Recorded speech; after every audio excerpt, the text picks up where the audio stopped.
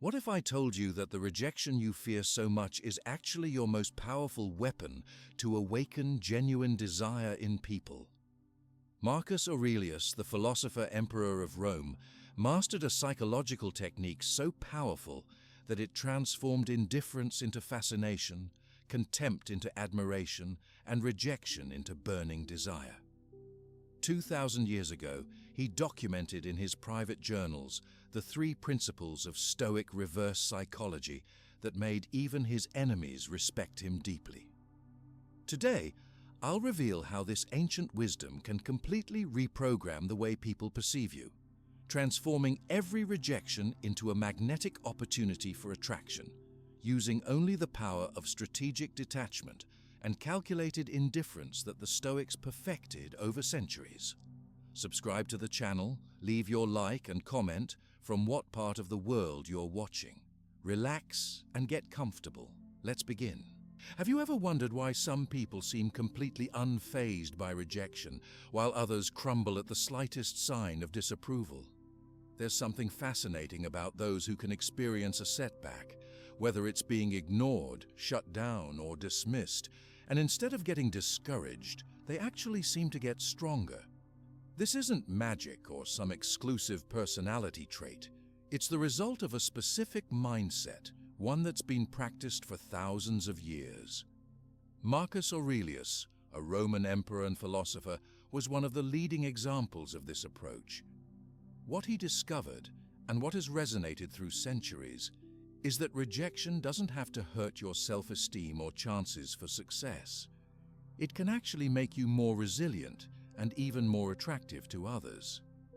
Let's break down what this really means in day-to-day life. Most of us grow up thinking that rejection is the ultimate proof that something is wrong with us. If someone says no, if that opportunity slips by, if our efforts aren't recognized, it must mean we failed. But what if that's just a story we're telling ourselves? Stoicism, as a philosophy, teaches that external events, including rejection, actually have no power over us unless we allow them to. The only thing that's truly ours to control is how we think, how we respond, and what we decide to focus on afterwards. It's a lesson in self-mastery, not in self-punishment. So when you start to see rejection as a chance to practice calm, adaptiveness, and even optimism, you flip the entire experience on its head. Marcus Aurelius wrote down his thoughts about pain, setbacks, and people's judgments in his famous Meditations. He saw each difficult situation as a kind of exercise for his own character. So whenever someone disappointed him or tried to tear him down, he saw it as part of his training, a new lesson rather than a personal insult. That's key because most of the disappointment in rejection actually comes from what we imagine the other person thinks about us. We take someone else's response, something we don't control, and use it as a measurement of our worth or potential. If you can step away from that, if you can basically say, that person's opinion is just their own, it's not the truth about me, then you regain your power in that moment. This is where the Stoic mindset really shines. Rejection is never an enjoyable experience, obviously. No one wants to be left out or told they're not good enough. The real shift happens when you stop fighting those feelings and instead decide to work with them. The Stoics call this acceptance, not giving up, but honestly facing your results, learning from them, and moving forward anyway.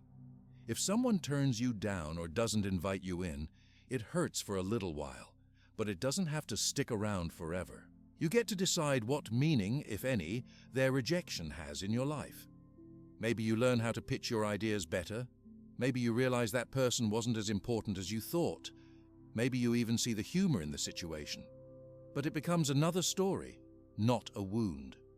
Now, let's talk about the emotional shift that happens.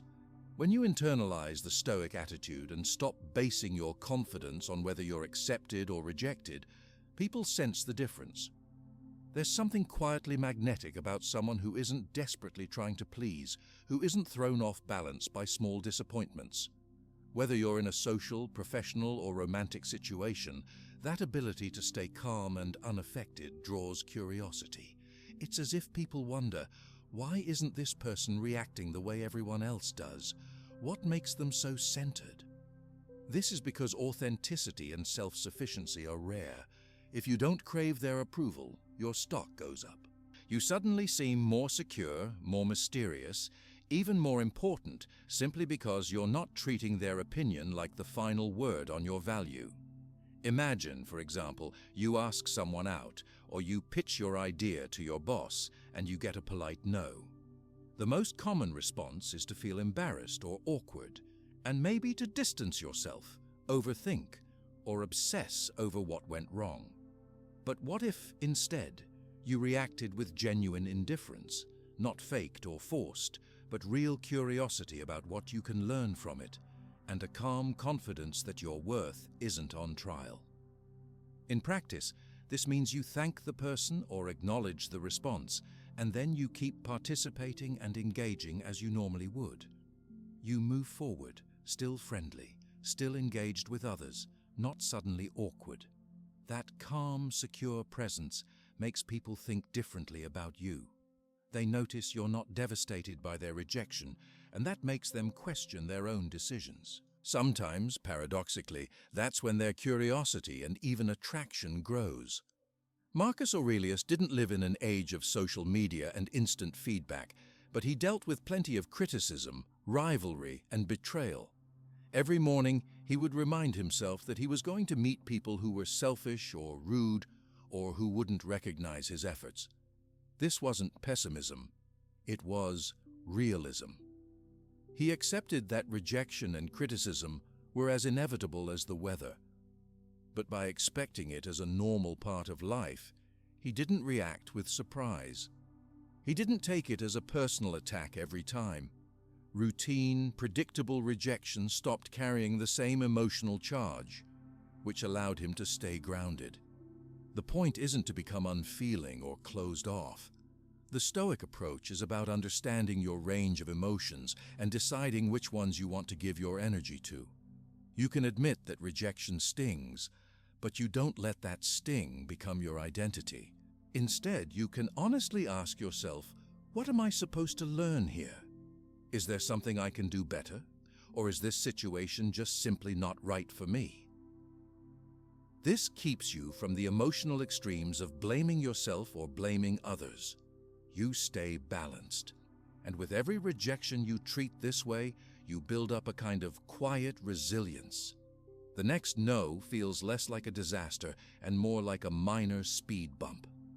This steady accumulation of composure becomes part of who you are. People sometimes get nervous about the word detachment, thinking it means they need to stop caring entirely or become robotic. That's not actually true. Stoic detachment is recognizing that your peace of mind doesn't have to hang on who accepts or rejects you. You still care. You still put effort into your work or your relationships, but you stop giving away all your emotional power to other people's reactions. Over time, you'll see that it pays off. When people realize you're not crushed or angry when they reject you, it often changes the whole dynamic. You become someone they want to understand, someone they maybe want to win over. That creates a subtle shift where, instead of you chasing their approval, they actually begin to see you as more valuable and independent. Another interesting effect of embracing rejection with a Stoic mindset is that you handle success better too. If you don't base your self-worth on being accepted, then getting recognition or praise won't go straight to your head. You stay level, enjoying your wins, but not becoming cocky or arrogant. And because you don't appear desperate for approval or attention, you're less likely to make decisions out of insecurity. You can tell the difference between what matters and what's just noise.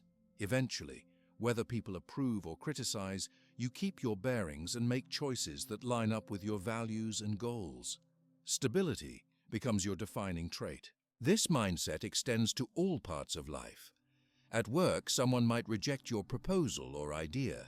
You could get upset, become defensive, or complain to colleagues. Or you could ask for feedback, thank them for their time, and keep moving forward with a new plan. If you act calmly, others will notice that you're not easily shaken, and that's a leadership quality. In friendships, maybe you reach out to hang out or connect, and it doesn't work out. Instead of reading into every unanswered message, you simply wish them well and keep living your life. That balance often leaves the door open for future connections, because no one likes to feel obligated or manipulated. When you show you don't need constant reassurance, it feels freeing to everyone involved. In romantic relationships, the power of stoic resilience can be even more noticeable. Attraction often follows curiosity and mystery. If someone feels that you're emotionally balanced, not easily upset by setbacks, and not constantly seeking validation, it sets you apart. You start to appear more interesting because emotional security isn't desperate or manipulative. Many people find this irresistible, whether they realize it or not. Of course, this doesn't mean playing games or faking indifference. It all comes back to genuine self-possession and a willingness to keep moving forward after rejection. It would be dishonest to say that any of this happens instantly. Nobody becomes stoically unfazed overnight. Everyone gets caught off guard sometimes by a harsh response, a thoughtless dismissal, or an unkind word. The difference is in having a philosophy and a set of mental habits to fall back on instead of just your raw feelings. Over weeks, months, and years, every time you get rejected and handle it with calm and openness, you build up internal proof that rejection really isn't a verdict, it's just feedback. You notice you're worrying less about other people's opinions and thinking more about the person you want to become. That change in focus is what makes the difference. What about situations where rejection is public or particularly embarrassing? Maybe you're turned down in front of others, or your message goes ignored in a group chat. The instinctive response is to shrink away, imagining that everyone saw and is judging. But reminded by Marcus Aurelius and the overall Stoic outlook, no event defines you unless you let it. You can choose to keep your composure, treat both yourself and others kindly, and model mature handling of disappointment. Often, others respect you more for that than for anything you win or convince them of. Authority and appeal arise from how you manage setbacks, not just from your successes. It's a relief to realize you can stop living on edge, worried about every possible rejection. For most of us, stress comes more from our fears and stories than from the events themselves. The Stoic approach says, expect difficulties, expect some rejections, but don't see them as anything larger than they actually are. The less dramatic you are, the less dramatic the outcome becomes. This also prepares you for opportunities you didn't expect. When you're calm and collected in the face of small losses, you're more open to noticing new chances that pop up right after. Many doors close, but others open. Noticing that is easier when you're not fixated on what went wrong. On a very practical level, this attitude can shape decisions and habits. You might be more willing to try things, ask for help, pitch ideas, start new hobbies, or reach out to new friends, because the fear of rejection is lower. Each time you do, you gain another piece of evidence that rejection isn't fatal. Maybe you're rejected 9 times out of 10, but you're still in the game, collecting new experiences and skills. That's growth. The more you welcome these moments, the more life opens up beyond your comfort zone. Even with all this said, it's perfectly normal to be disappointed. The Stoics never said that disappointment was wrong or unnatural. They just believed feeling it is only part of the story. You don't have to build your whole mindset on it. Instead, acknowledge that some things hurt, accept what you can't change, and then move toward whatever is next. Over time, embracing this process puts you at the center of your own life, rather than at the mercy of other people's moods or judgments. Eventually, you'll find that new confidence, the product of dozens or even hundreds of little setbacks handled well, translates into all sorts of unexpected areas. You notice you're less self-conscious meeting new people. more creative at work, more consistent with your goals, more forgiving to yourself and to others. You stop worrying as much about the image you project and start focusing more on the substance of what you do and who you are becoming. You may even find that people begin looking to you for advice or inspiration, simply because you seem so steady and unaffected. As you practice approaching rejection with this kind of mindset, you gain something much more valuable than simple popularity or approval. You develop a self-respect and composure that lasts through ups and downs. The people who previously dismissed you might start thinking more highly of you, or at the very least, respecting the inner strength you display. Either way, you decide that their power over your mood is limited. And in the end, that ability to stand firm, even when things don't go as planned, is exactly what makes you both resilient and, surprisingly, all the more desirable in the eyes of others. That's the real benefit of the Stoic mindset, not just for dealing with rejection, but for every area of life. By embracing setbacks as opportunities for growth, you become less dependent on fleeting opinions and more focused on your own path. That shift is how you turn even the most disappointing rejections into powerful steps forward, and why so many people, consciously or not, find themselves drawn to that strength. That ability to stay centered amidst rejection isn't just about self-growth. It also taps into something much more universal about how people relate to each other. If you pay close attention to group dynamics, dating, business, or even friendships, patterns begin to surface.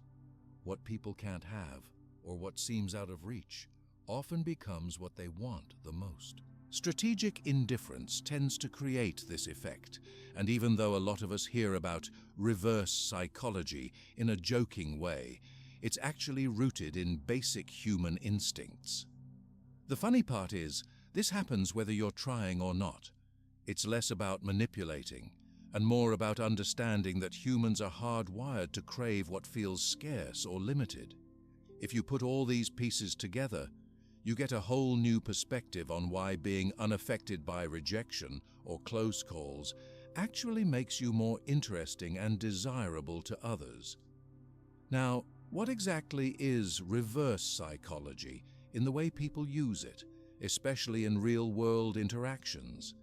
It's not some mysterious trick that only clever people can pull off. Instead, it's just this tendency everyone has. When someone acts like they don't need you, or when approval is not being served up on a silver platter, suddenly your attention is triggered. It all starts when the object or person no longer seems eager, available, or needy. In relationships, when someone stops running after you, it can flip a switch in your brain, sparking questions. You start to wonder why they're so chill, and whether there's something special about them you missed. In simple terms, when you stop chasing, people start noticing. This is where the Stoic approach links up with reverse psychology. The Stoics didn't go around staging social experiments, but by naturally caring less what others thought, they ended up using some of these same triggers. If you show up at work, in a group, or even at a party and don't seem desperate for attention or validation, your presence ends up carrying a different weight. That calm, detached energy gives off an impression of confidence and independence. It's not about playing hard to get in the childish sense. Instead, it is about believing sincerely that your sense of worth should not be tied up in whether a particular person, group, or boss likes you on that exact day. The byproduct is that your value seems higher because you're not flooding the market with your availability. People notice things like this right away, even if they can't put a name to it. There's no secret script or checklist. If you are truly okay whether someone likes you back or not, if you're content with your decisions and not fishing for approval, people sense it. They start to pay attention, not just to what you're saying, but to how you seem totally fine standing on your own. It's the opposite of desperation or insecurity. When you don't react with a big emotional shift to praise, attention, or rejection, people are left with this open question: what would it take to get your attention? That's the scarcity effect at work. If something is everywhere and always available, the instinct is to take it for granted. But if it's a little limited or only given out with some intention, it automatically feels more valuable. There's also an instinct people have to interpret someone else's confidence as a form of social proof. This is a fancy way to say that when someone appears not to need approval, and especially if others also seem to like or respect them, most people assume that person must have something unique or important going on. Social proof is the reason why a quiet person in a group who seems sure of themselves will often attract curiosity and attention over time, without even trying. In dating, when someone isn't running after you, it can create the feeling that you might be missing out on something everyone else already values.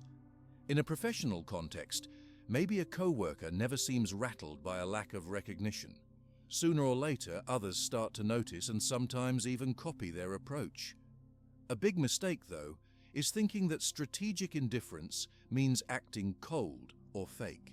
It isn't about putting on an act or ghosting people because you read somewhere that it works better than honest conversation. The real magic of reverse psychology comes from stability.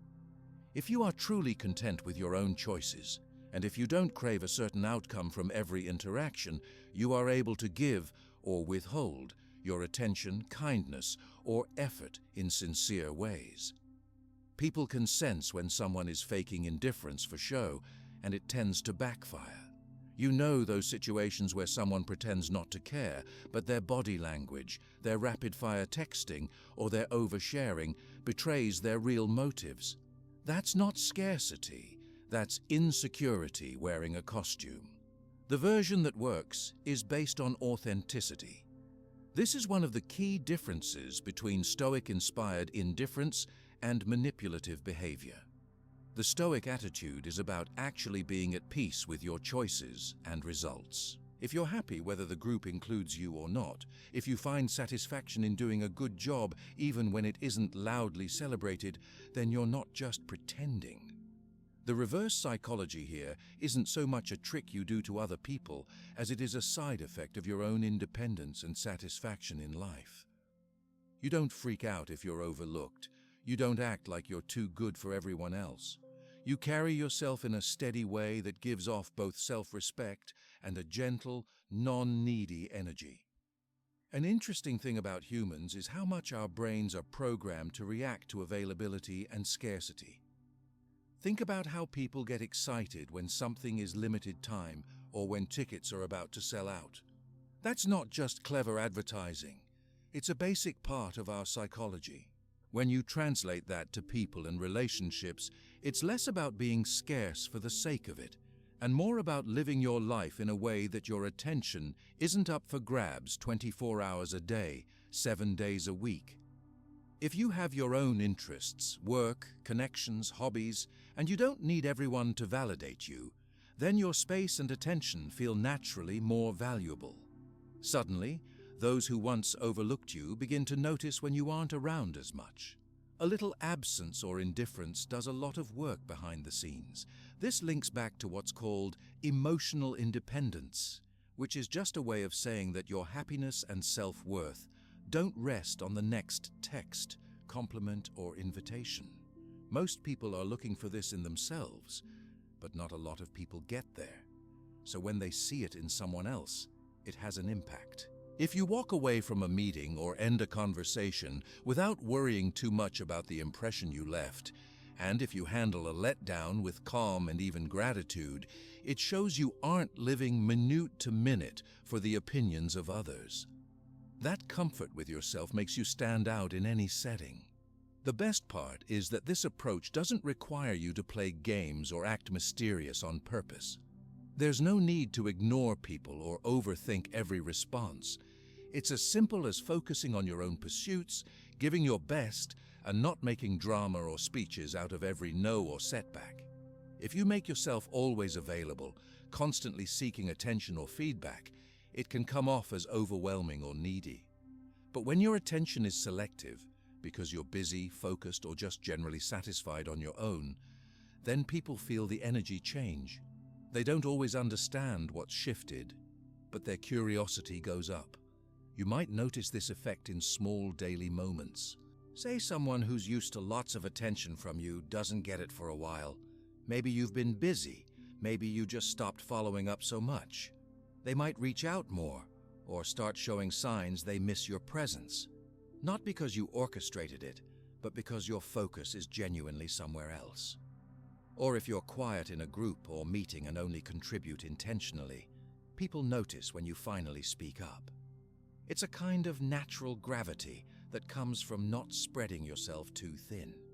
It's important, though, to see that the point isn't to get people back or to manipulate them into liking you.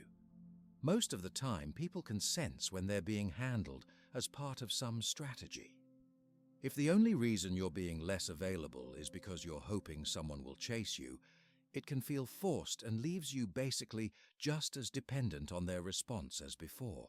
The healthy version is when you actually just don't need that reaction to be happy. You're busy living your life, investing time in what counts for you, and not dropping everything whenever someone calls. If people want to join in, they can. If not, you keep going. Let's talk about what strategic indifference looks like if you're someone who traditionally hates being ignored or let down. Maybe in the past, you'd chase after the person who cancelled plans, check your phone constantly after sending a message, or replay conversations looking for what went wrong. Instead, with this approach, you accept what happened, respond if needed, and then turn your focus back to your next task or interest. If the other person comes back and wants to reconnect, great. But if not, you're not left spiraling. This steady approach can feel awkward at first, especially if you're wired for people-pleasing or overthinking. But it smooths out with practice. Rejection, then, feels less like a story about your worth, and more simply as a fact of life, one that doesn't change your course. One thing people misunderstand here is thinking you have to be emotionally numb or uncaring. That's not accurate. Strategic indifference has more to do with not being overly reactive or hinging your entire day or week on someone else's choice. You still care about people. You still feel disappointment, but you don't let a single event or person hijack your self-esteem or your schedule. It's more about being intentional with your time and energy. Something that goes hand in hand with reverse psychology and the Stoic way is that you stop rewarding negative behavior with extra effort. If someone is cold, rude, or aloof, you don't respond by doubling down, chasing, or demanding attention. Instead, you simply match their pace and turn your focus elsewhere. In a way, you teach people how to treat you just by choosing where and when you invest your attention. Over time, this changes the dynamic. If someone knows you'll wait around no matter how they act, most won't value your presence as much. But if you keep your standards and only give attention where it's appreciated, people start to value it more. And sometimes they even step up in order to earn a place in your life. It's not about bragging or keeping score. It's about being honest with yourself about what you want and what you won't settle for. In friendships and work situations, this can look like responding politely to rejection or criticism, but not chasing after a different answer. You don't need to win over every person or force connections that aren't mutual. In social groups, this removes a lot of the awkward power games and makes interactions more genuine. When you don't need everyone to pick you, the room feels more relaxed and people come to you naturally. In dating, especially today, everyone is flooded with options. If you're the person who doesn't seem desperate to grab attention or get constant reassurance, you become memorable. Not because you're acting or trying to be special, but because you genuinely value your time and don't force anything. Many people are drawn to this, even if it frustrates them at first. It's the difference between someone you feel pressured to talk to and someone you're curious about because they don't chase after what everyone else is chasing. If you've ever met someone who seems good with or without a relationship, someone who can walk away from a group or situation and still be calm, you've seen how strong this pull can be. It's like their not needing you becomes its own invitation. Not only does this make other people intrigued, it also protects you from the emotional roller coaster of approval seeking. At work, the same rules play out. If you don't exhaust yourself jumping through hoops for a bit of praise or a shot at promotion, your energy and output become more measured and focused. You're more likely to get noticed over time, not because you're loud or always present, but because your efforts aren't desperate. Team leads and bosses often pick up on the difference between someone who is eager to grow and someone whose happiness depends entirely on being selected or patted on the back. This is much more sustainable. You're less likely to burn out, to resent others, or to obsess over the smallest slights. Strategic indifference, born out of genuine self-sufficiency, helps you withstand the up and down cycles of approval. Instead, you get to notice and celebrate your own progress, whether others see it or not. One practical example of this is learning to accept delays or declines without argument.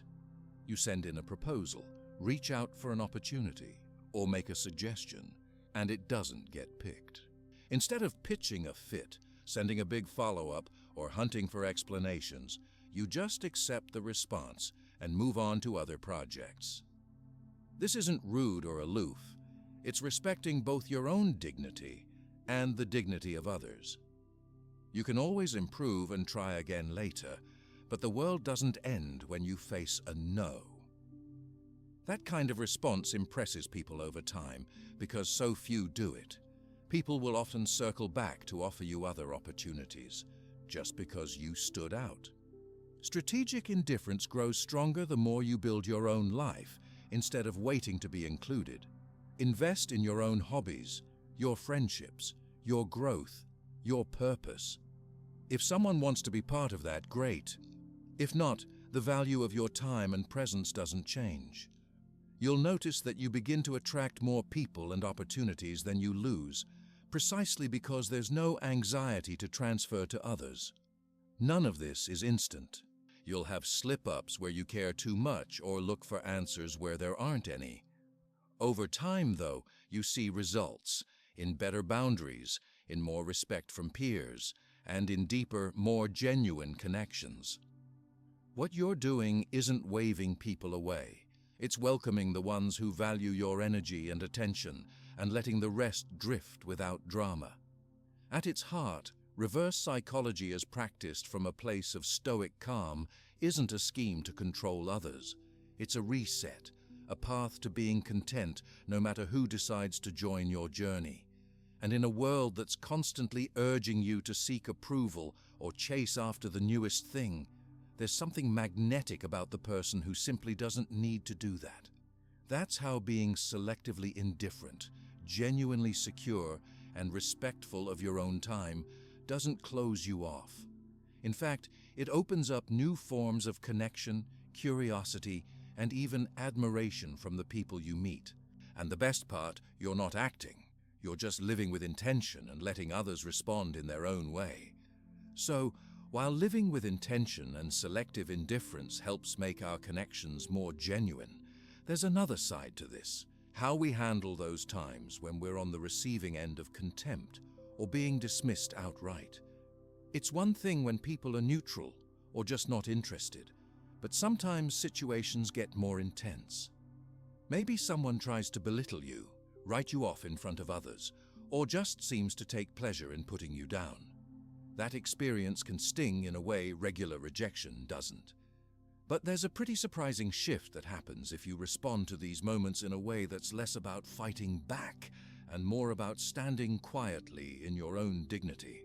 People often believe that the only way to handle contempt is to either shrink away or to jump into a battle of words, maybe with sarcasm, maybe with anger, sometimes even just by shutting down entirely. It's easy to feel like you have to prove something right there on the spot. But what's less obvious, and honestly more effective over time, is what you do when you break that cycle by staying calm. The first instinct might be to take things personally, but actually it's possible to separate your self-worth from someone else's bad attitude.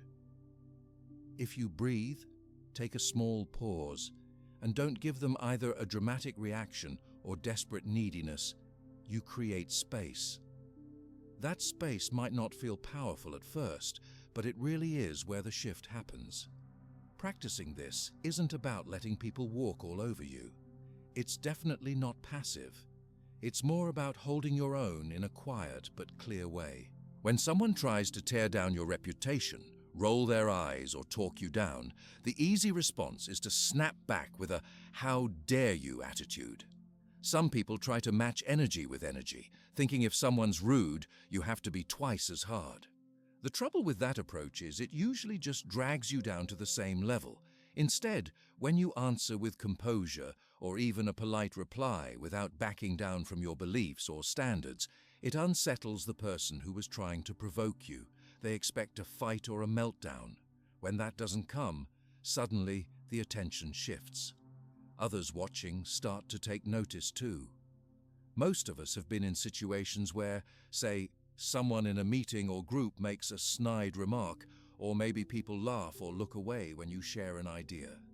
In moments like that, the pressure is on to either defend yourself loudly or to retreat and say nothing at all. There's a real art in simply owning your perspective, calmly clarifying your point if needed, and not caving to the discomfort.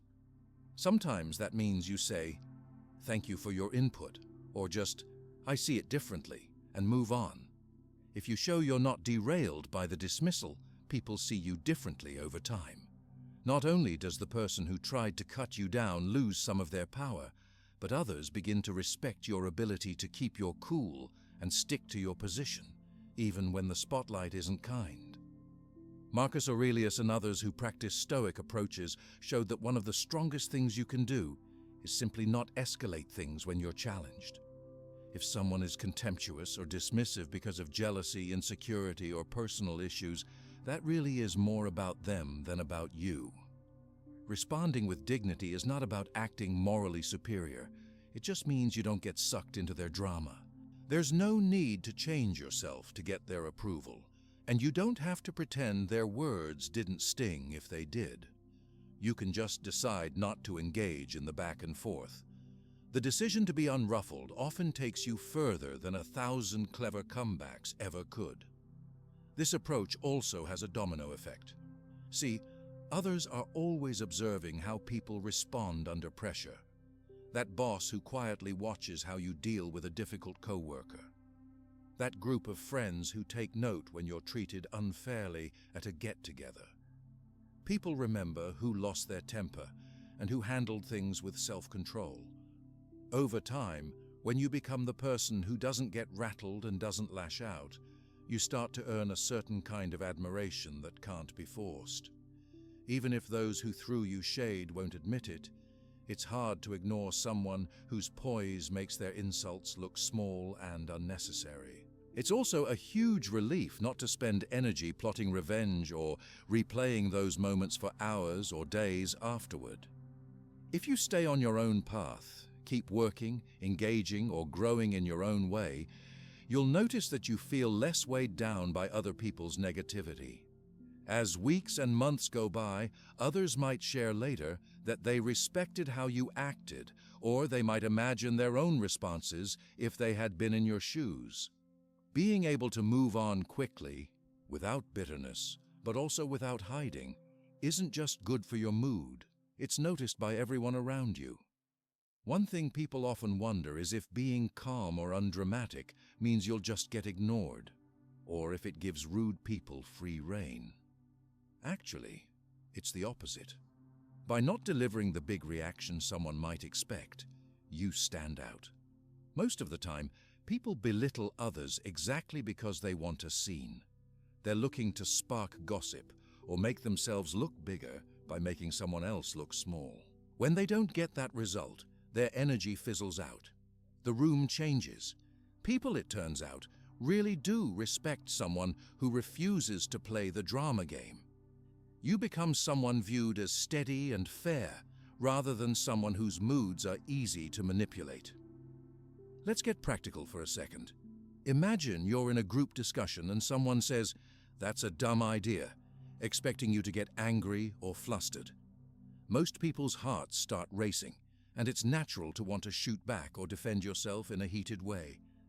But if you pause, look at the person, and simply say, "That's your opinion. I still think it's worth considering," that's an entirely different message. Or you might even smile and move on, signaling you're not going to crumble or start a scene. People remember that. It's not about stubbornness. If feedback is fair, you can acknowledge it. But contempt is a different thing from honest critique, and you get to choose how you respond. Sometimes, especially in close relationships or workplaces, being dismissed can hurt a lot because it feels personal. You might get left out of decisions, or someone dismisses your achievements in public. In those times, standing your ground without needing to win can feel almost impossible. But try to remember, holding your own quiet composure isn't just about that one moment. It's about the impression built up over multiple moments across time. If you develop a habit of answering insult with poise, people gradually place more trust and value in you. They may even draw strength from your approach, changing their own style over time, especially if they originally followed the example of someone negative or domineering. And here's something else. Over a long stretch, think months or years, the memories that stick with people are usually based on patterns, not just single fireworks moments. If you handle 5 or 10 dismissive encounters in a row without getting bitter or lashing out, the people around you come to see that this is just how you are.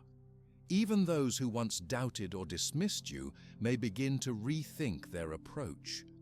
There's a subtle shift where critics and detractors start becoming reluctant admirers because your steadiness calls out their own lack of it. Sometimes people even end up apologizing or seeking your opinion down the line, not because they suddenly changed, but because they recognize true composure as something rare. One important thing is that responding with calm doesn't mean you stop caring about justice or boundaries. If you're being abused or constantly bullied, you do need to protect yourself in practical ways, by collecting evidence, involving allies, or speaking up to someone in authority. But even then, handling things methodically and without rage tends to bring better results, whether it's in school, at work, or in your social life. The people who solve tough situations most effectively are nearly always the ones who keep their head, rather than the ones who burn every bridge in a moment of anger. Calmness is not weakness, it's a tool. When it comes to family and close connections, this is especially valuable. Sometimes relatives can be the hardest people to deal with.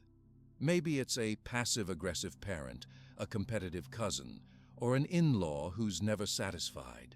They may know exactly what buttons to push. But even then, if you show you can endure criticism or jabs without losing your sense of self-worth or your sense of humor, it fundamentally changes the relationship.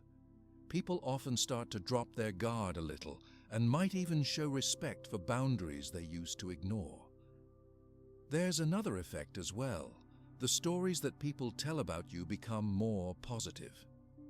In every community or social group, people talk about how others handle conflict. Over time, your steady attitude forms a story. She always stays cool no matter what, or he doesn't take the bait when people are rude. These stories carry weight. When new people enter your circle, what they've heard about how you handle tough situations is often more attractive than any list of your achievements or cool stories.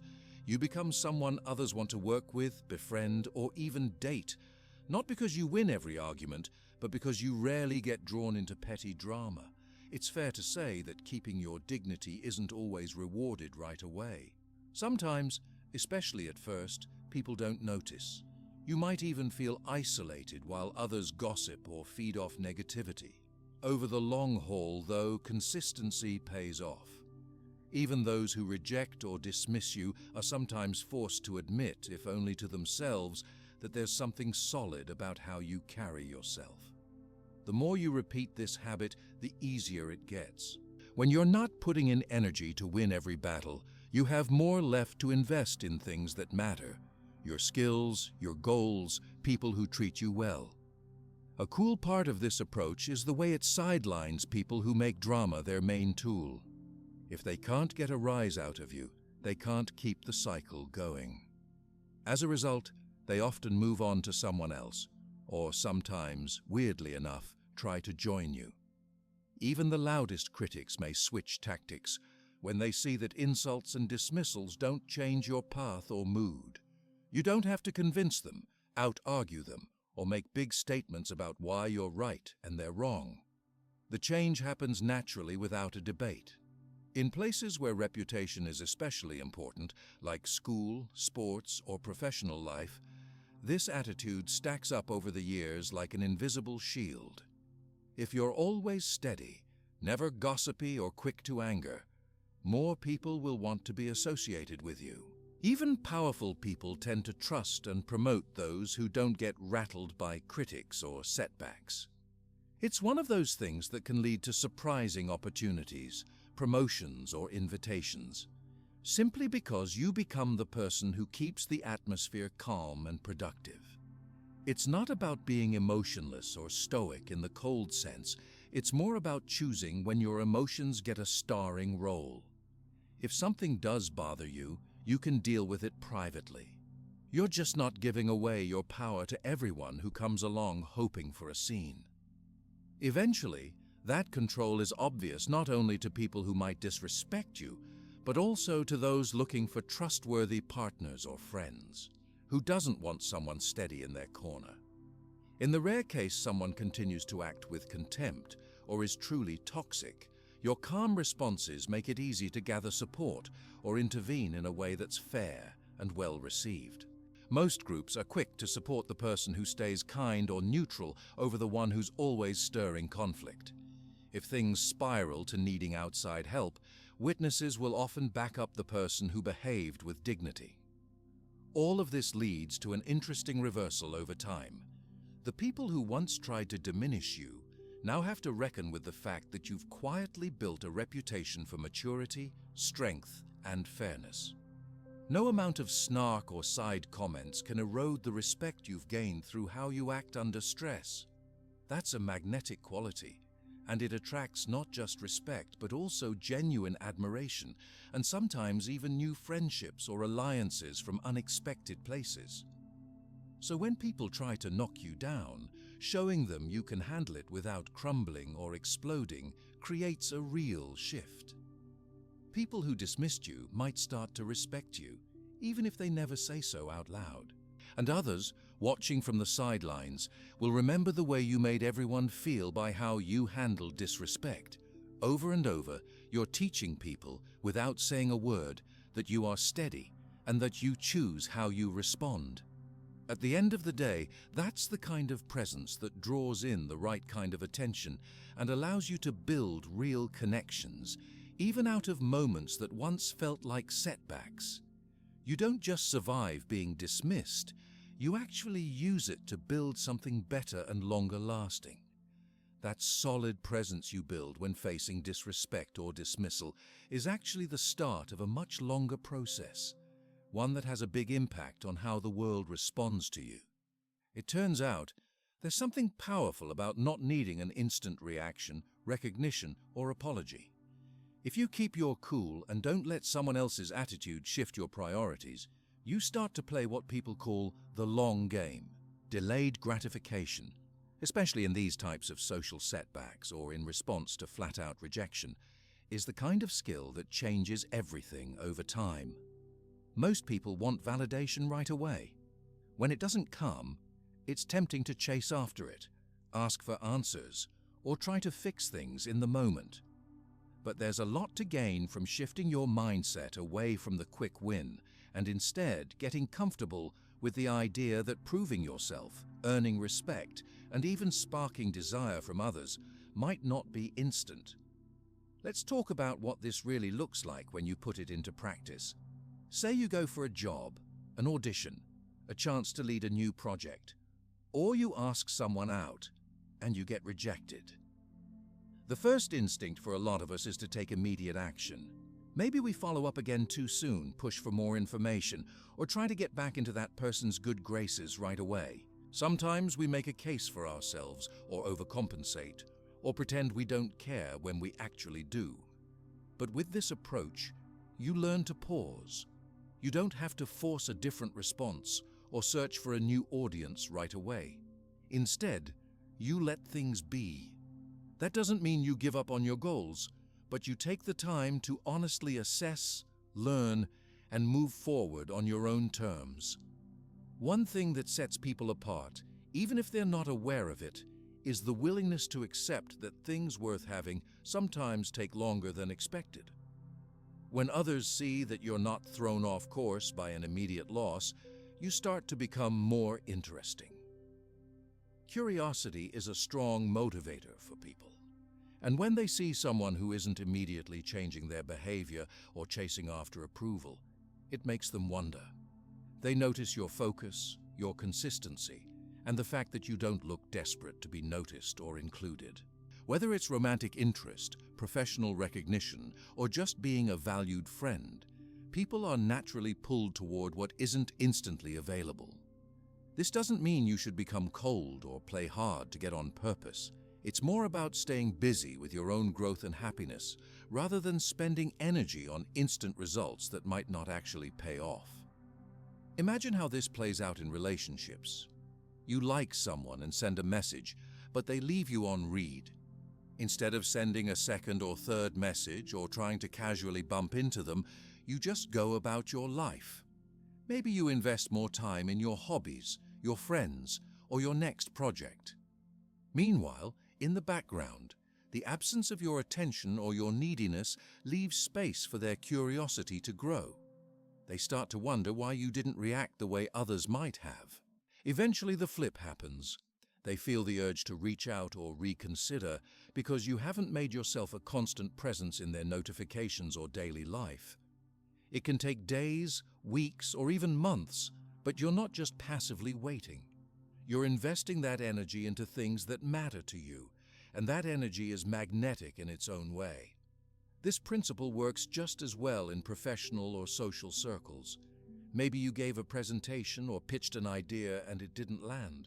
The easy response would be to keep pestering everyone for feedback or to keep tweaking your work before getting any real distance or perspective. But the long game approach means you take feedback, thank people for their input, and then move on to your next challenge. You don't constantly revisit your failure or try to change minds instantly. Instead, people quietly observe your reaction. Over time, they remember your steadiness. They notice you didn't need validation at every turn. They see you keeping your standards, improving, and building new things, whether or not you got applause right away. Every time you show that you're comfortable with not getting immediate satisfaction, that you can live with uncertainty and keep your head down while you build or improve, you slowly build a reputation. People may not say anything at first, but the story about you starts to change in their minds. Eventually, when they need someone who is reliable, stable, and not reactive, your name comes up. Or in a romantic situation, when they want someone who isn't just fun in the short run but who can handle ups and downs, that's when you move from maybe to someone worth looking at again. These changes take time. If you trust that time is on your side, instead of demanding instant payback with every effort, you will usually find that the return is much bigger and much more genuine when it comes. It's also amazing how much less stress you feel when you stop needing everything to happen quickly. Your brain gets a break from constant anxiety about what's next. You start to enjoy the process more, learning, working, connecting, because you're not on a tight timeline for everything to happen or pay off. That doesn't mean you lower your standards or never take action. It just means you develop this steady, sustainable energy that's much rarer than people think. Over the course of a year, or even 5, people around you start to see that their quick judgments weren't the final word on your value. What lasts is the impression you make over weeks, months, and years by just staying the course. Some people worry that taking this slow, steady path will make others forget about them or assume they don't care. Usually, it's the opposite. When you don't bombard people, chase after them, or force constant reminders of yourself, it gives them the freedom to remember you positively on their own terms. Think about friendships that deepen over years, or the boss who comes back months after a project to offer a new opportunity based on how you handled a setback. It's not dramatic, but it leaves a bigger mark than almost anything you can force in a single week or a month. Delayed gratification also builds patience and perspective. When you don't get what you want right away, it's tempting to get frustrated or assume the effort was wasted. But by giving things space, you let the real value of your work or presence show itself without pressure or desperation clouding the picture.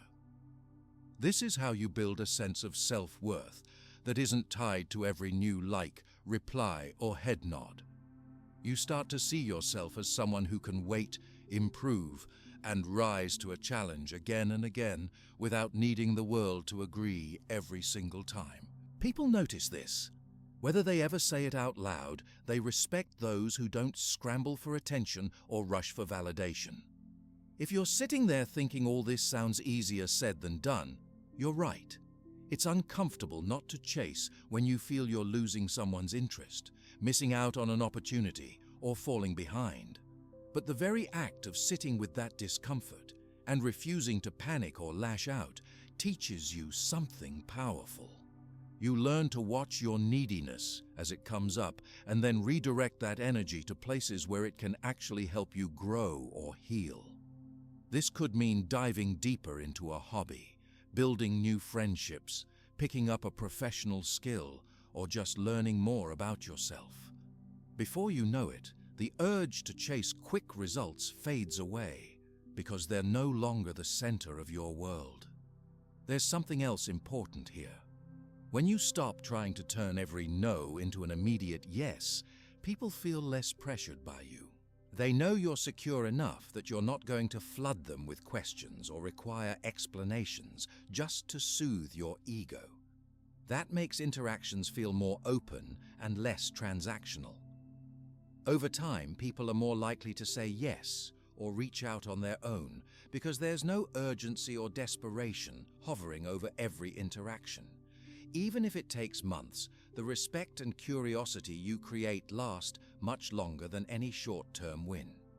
In workplaces, managers and leadership often look for people who aren't derailed by setbacks or slow progress. If you keep steady, don't whine after every rejection, and find something productive to move on to, you quickly become someone seen as essential to a team. Your track record of patience and improvement often leads to real changes in how others consult or trust you. Growth and advancement may start slowly, but once they begin, they build on each other and can even accelerate faster than the stop-and-go rewarded to those searching for instant approval. The focus here always circles back to where you're putting your energy while you wait for things to change, heal, or improve. The more you use your time to build, learn, and live, not obsess over the moment of rejection, the greater your chances are that people will notice the shift. If you're always checking your phone, seeking out approval, or replaying old losses, you can burn out quickly and even diminish the little wins along the way. But if you channel your energy into growth, personal, social, or professional, you set up a long-term pursuit that makes you genuinely more attractive and interesting. It's a quieter form of desire, but it's way stronger. There's also the chance for pleasant surprises when you play the long game. People who seemed uninterested at first might remember you much later because your patience and poise stood out. An old boss might bring up your name for a new position, someone from your past might reach out to reconnect, or a project you thought had been ignored could suddenly get attention because you gave it room to breathe. This is not about crossing your fingers and hoping, but about the natural effect of leaving enough space for other people to make their own moves. You aren't running in circles trying to force the timing. Of course, you still make plans and set goals, but you don't hang everything on instant acknowledgement. The irony is, the less desperate you are for validation, the more recognizable your value becomes. People often need space and time to reconsider an opinion, and when there's no pressure from you, it's easier for them to do that. In some cases, people even respect you more if you handle being overlooked or turned down with composure. They know you're not going to break down or start a conflict if things don't go your way. That level of maturity has its own momentum, and suddenly the no's from earlier can start turning into yeses down the line. It's easy to get caught in the loop of needing to know what everyone thinks about us right away. But stepping back, giving people time and focusing on your own path is an investment that never disappears. Even if you don't win every opportunity or impress every person, you're building something with each act of patience and each period where you keep moving forward. Your consistency becomes part of your reputation, which can't be erased by a few rejections here or there. When you find yourself wanting to push for a response, fix a relationship on the spot, or get noticed immediately, see if you can slow down instead. Ask yourself, what am I building while I wait? Who am I becoming because of this patience, not just despite it? If you use the time well, the benefits stack up in ways that aren't always visible in the moment, but come full circle with lasting results. There are a lot of myths in our culture about instant gratification, that good things should happen right away, or that failure means a door is closed for good. The reality is, most meaningful changes, connections, and respect unfold over a much longer window. There's no need to let someone else's timeline become your own. When you play the long game, delayed gratification, slow building confidence, letting curiosity and desire grow naturally instead of forcing it, you suddenly become the person people remember, the one whose presence feels earned and real. Every time you resist the urge to chase results or rush recognition, you remind yourself and others that you don't need everything to happen at once. People feel safer and more drawn to someone who isn't one temper tantrum or needy message away from falling apart. And when the yes finally does come, whether it's a new job, a returned text, or an apology from a friend, it's grounded. It feels honest, lasting, and based on true mutual interest, not just someone trying to relieve the tension of your impatience. In this sense, rejection isn't the end of the road at all. It's the start of a quieter pursuit, one that has the power to turn "not yet" into something better over time. There's real freedom in letting go of that chase for immediate rewards, and real strength in learning that the best outcomes can take days, weeks, or even years to come back around. When you stop rushing to fix, to prove, or to win approval instantly, you open doors to bigger things, things that actually stay. And while it may not be glamorous or sparkly in the moment, you're building a reputation, self-respect, and a kind of magnetic confidence that stands out more and more as the months and years roll on. So you keep doing your work, living your life, growing when you can, and trusting that steady effort outlasts every no you get along the way. That's the secret behind turning small daily rejections into a pursuit that brings real results. Results that stick and that people notice for all the right reasons. And that's what it comes down to. When you develop enough consistency and patience in your life, you naturally start to carry yourself differently. People around you can pick up on that in subtle ways. There is this quality which really stands out in day-to-day life, where you're neither hyped up by other people's compliments nor knocked flat by their criticism. Instead, you end up showing something that's genuinely rare: self-possession. Over time, being self-possessed isn't just a nice personality trait.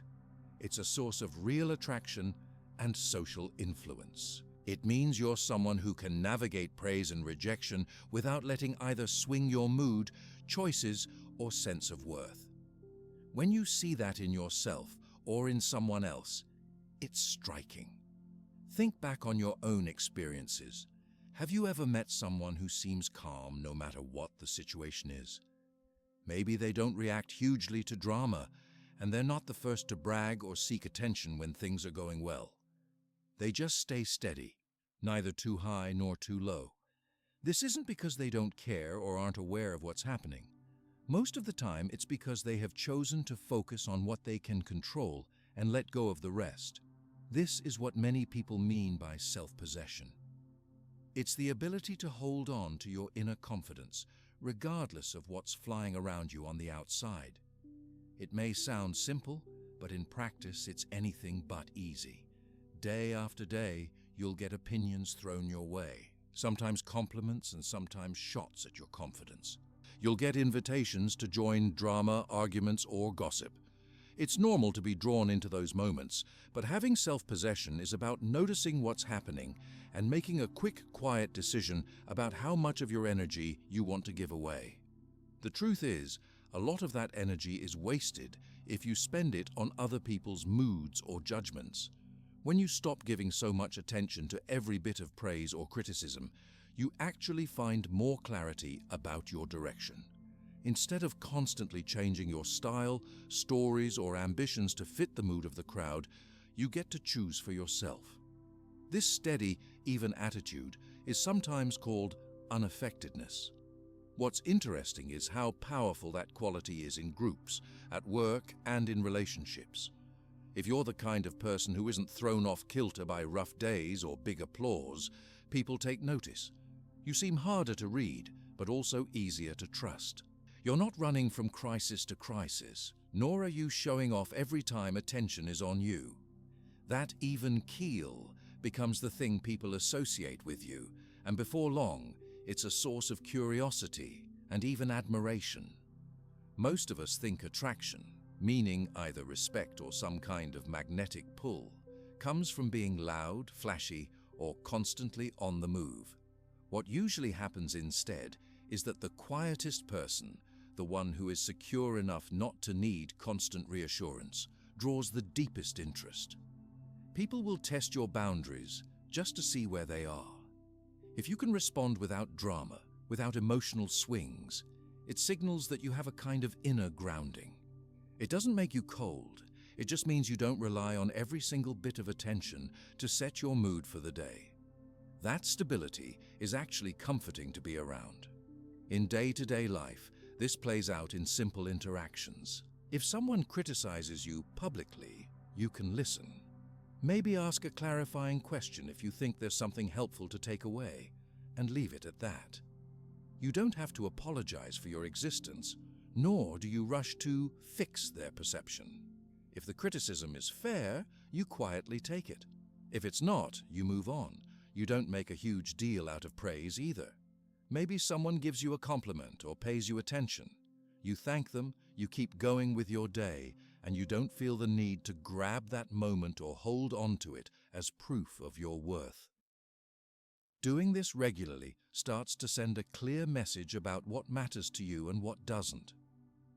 This kind of unaffectedness can be a little disconcerting to people at first, because most of us are used to seeing big emotions in response to everything. But over time, people start to seek it out.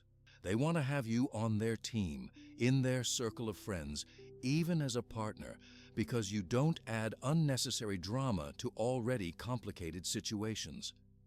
They know what to expect from you. There's no roller coaster.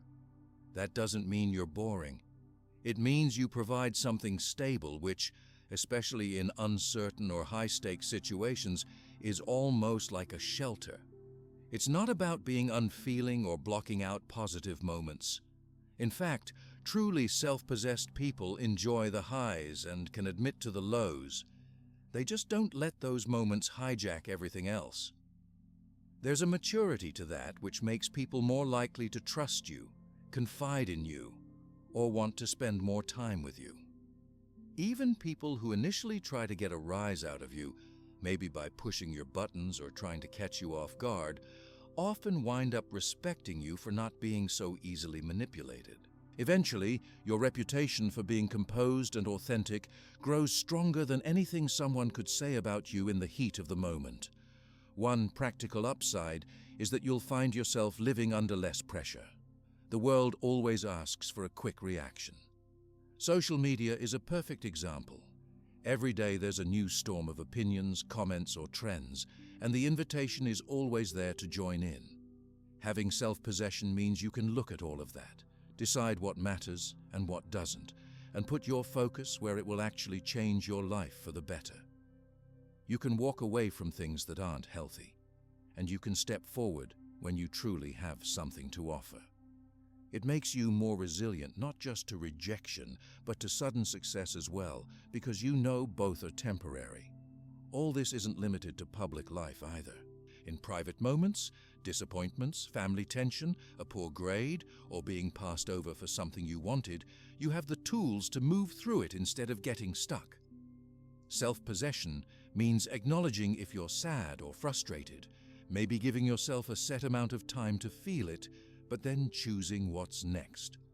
You don't exploit the moment for attention, and you don't hide from it either. You decide when you're done letting it control you. That's a skill, and each time you use it, it gets just a little bit easier. Over time, you realize you're more durable than you gave yourself credit for, and you stop waiting for the outside world to validate every feeling. It's also worth pointing out that this way of being allows you to reset relationships or situations if they go sideways. Maybe you've had a bad argument, or you're not talking to someone for a while. If you stay calm and don't escalate, more often than not, you'll have another chance to rebuild things later on your own terms. People are more willing to reconnect with someone who isn't holding a grudge or constantly riding out their anger. Your ability to step back, reassess, and return without drama is something that others almost always appreciate, even if they don't say it outright. Another angle is that when you're unaffected by praise or criticism, you invite others to meet you at that same level. In group projects, at work or among friends, your attitude spreads. Teams and friend groups that include people like this tend to get more done and waste a lot less time on the kind of drama that drains everyone. It's easier to have open, honest talks because you're not worried someone will explode or check out if things get uncomfortable. You can actually address tough problems and find solutions because the baseline is calm and respectful. So how does someone actually start becoming more self-possessed and unaffected? It usually starts with paying close attention to your reactions. Throughout the day, notice how often you get fired up, maybe defensively, maybe hopefully, when someone has an opinion about your work, your style, your choices. Instead of fighting those reactions, give yourself a moment to just be aware of them. You might realize that you're giving away a lot of your energy for free just because of someone's fleeting thought or passing compliment. You don't have to react right away. It's totally fine to just sit with things, decide what to do later, or even decide to ignore them altogether. Small choices add up. Maybe you try keeping your feedback to yourself in a meeting unless you really have something helpful to say. Or maybe you decide not to check your phone as soon as someone posts about you or talks about your work. You begin to see patterns that not everything requires your emotional presence. If someone else is in a bad mood, you don't adopt it as your own. If someone else is on a high, it's great to celebrate for them, but it doesn't mean you have to jump as high just to match. These moments help you build up a bit more internal stability every week.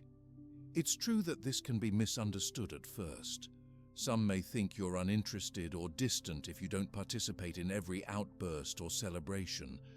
But if you stay friendly, open, honest, and keep that steady attitude going, people eventually see you for what you really are, someone who knows their own worth.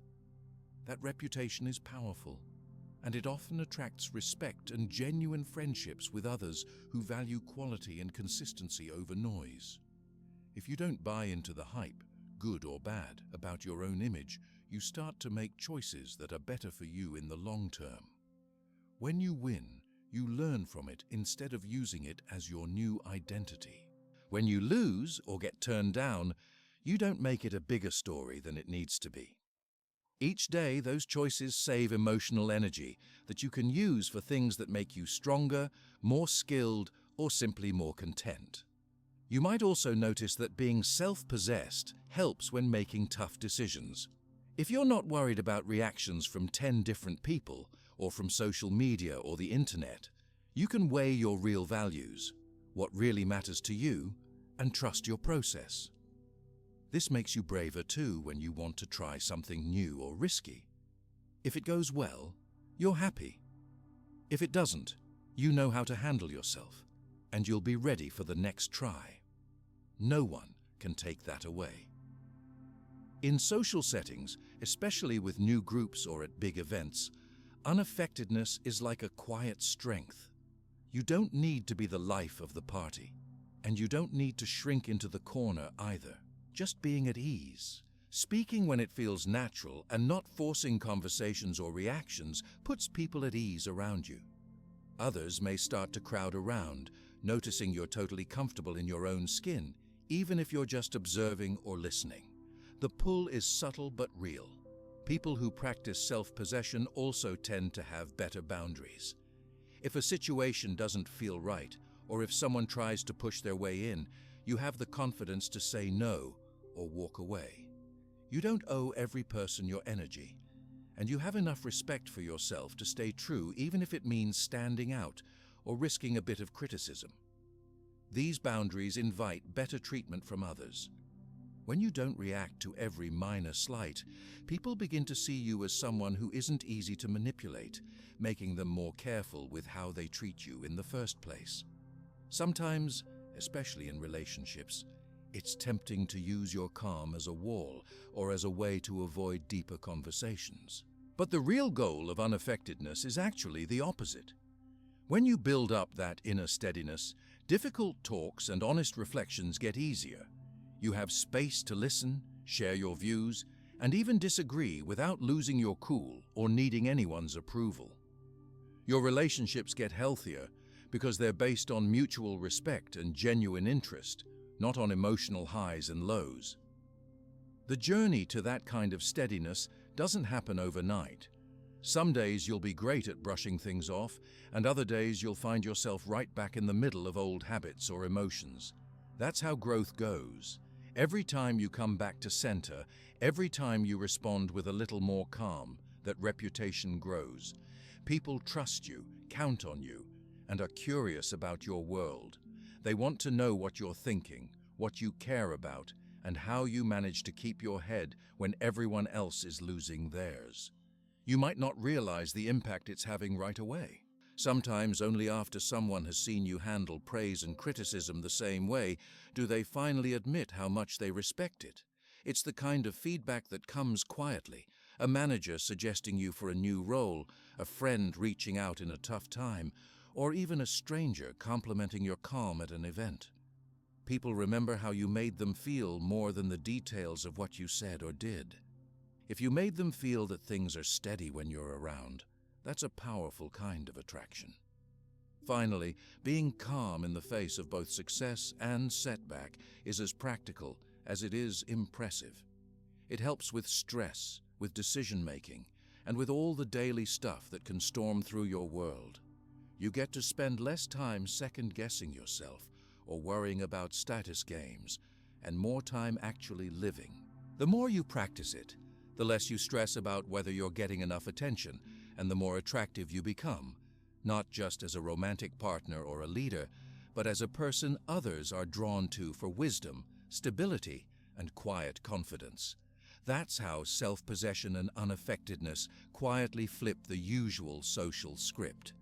Instead of hustling for validation, you end up attracting real curiosity, respect, and even admiration from the people who matter most. And you get to do it while living on your own terms, free from the constant swings of other people's moods or judgments. It's not for show, it's for you, and that means it's the kind of attraction that sticks long after any moment of praise or criticism fades away. That steady, unaffected energy you build for yourself turns out to be even more valuable when you start thinking about who you actually give your time and attention to. Most people never really stop to consider how much their attention is worth or how much of it they're just handing out. But once you get a taste of what it's like to feel grounded regardless of who's watching, you naturally get a lot more selective about where your energy goes. Even without planning it, You start noticing which situations and people actually deserve your focus, and which ones are just soaking up your presence without giving much back. This is where a more intentional, almost strategic form of indifference, what some people call calculated indifference, starts to show itself in your everyday choices. Calculated indifference is really about knowing when to step in and when to step back, not out of spite or to play games, but because your attention genuinely has value. The less you feel an urge to prove yourself or win people over, the more you notice that every yes and no you give has an effect. If you're always available, sending messages, jumping to help, or responding instantly to every invite, you become easy to predict. There's no mystery, no room for people to miss you or wonder what you're up to. When you match attention with intention and learn to pull back where it makes sense, suddenly every interaction takes on more meaning. Start by thinking about the rhythms in your own life. Who do you drop everything for? Who always seems to expect a quick reply, a favor, or just a listening ear? It doesn't mean you have to stop being generous or supportive, but when every moment is spent chasing after someone else's approval or trying to be liked, you lose track of your own needs. People around you tend to expect that you'll always be there and maybe even start to undervalue your efforts. It's not personal most of the time. It's just the human tendency to treat what's always available as less important. So, what does it look like to consciously grant and withhold attention? Sometimes it's as easy as slowing down your replies. Maybe not jumping in as soon as a message arrives or taking your time before agreeing to plans. Other times, it's choosing not to push for inclusion or chase after those who've been distant, rude, or disinterested. You show up where you feel valued, you step in when it feels right, and you let things breathe when they don't. This isn't about punishing or manipulating people. It's about matching your effort with the level of respect and energy you're getting. Suddenly, you stop feeling drained or resentful because you're not pouring energy into a one-sided exchange. Something pretty interesting happens when you begin to do this on a regular basis. Friends, colleagues, or romantic interests who once took you for granted might start noticing your absence or your slowed responses. It's not that you're erasing yourself from their lives or giving them the cold shoulder.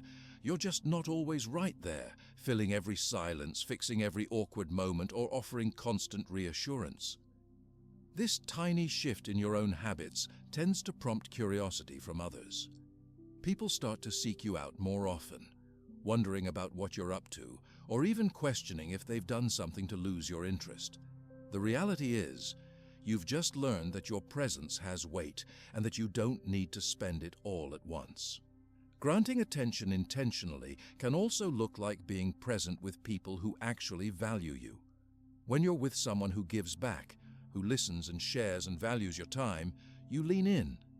You show up not out of obligation, but because it feels good and natural. Those people usually recognize the difference too. It's not just about how often you talk or hang out. It's the quality of the interaction and the intention behind it. In the long run, these are the relationships and collaborations that end up being the most meaningful. In situations where you face being ignored, rejected, or overlooked, calculated indifference saves you from unnecessary drama or self-doubt. If someone doesn't answer your message or they're slow to respond, you don't double down, chase, or try to convince them of your worth. You simply pause, let the moment breathe, and turn back to your own business. It's almost like giving other people space to decide if they want to be part of your world, rather than constantly making it your job to convince them. More often than not, if you hold steady, people who matter find their way back to you. This approach fits with any type of relationship, at work, with friends, dating, or even with family. In a team setting, if you're the one who always volunteers or fixes every small issue, people expect it without thinking. But if you start saying no sometimes, or only agree when it truly fits your priorities, your contributions start to stand out more. You become the person whose help feels like a real offer, not just background noise. Your yes actually means something because you're not giving it away automatically. On a personal level, having boundaries around your attention also changes how you interpret social signals. When someone pulls back or seems distant, your first instinct might be to make up a story in your head about what you did wrong. But if you're rooted in your own self-worth and you trust in the value of your presence, you can simply decide not to chase or take things personally. You wait, observe, and keep appreciating yourself and your time, regardless of their mood. By doing this, you model a kind of self-respect that is easy for others to recognize, but a lot harder to ignore. Calculated indifference can also help you spot the difference between someone being genuinely busy or distracted and someone who just doesn't value what you bring.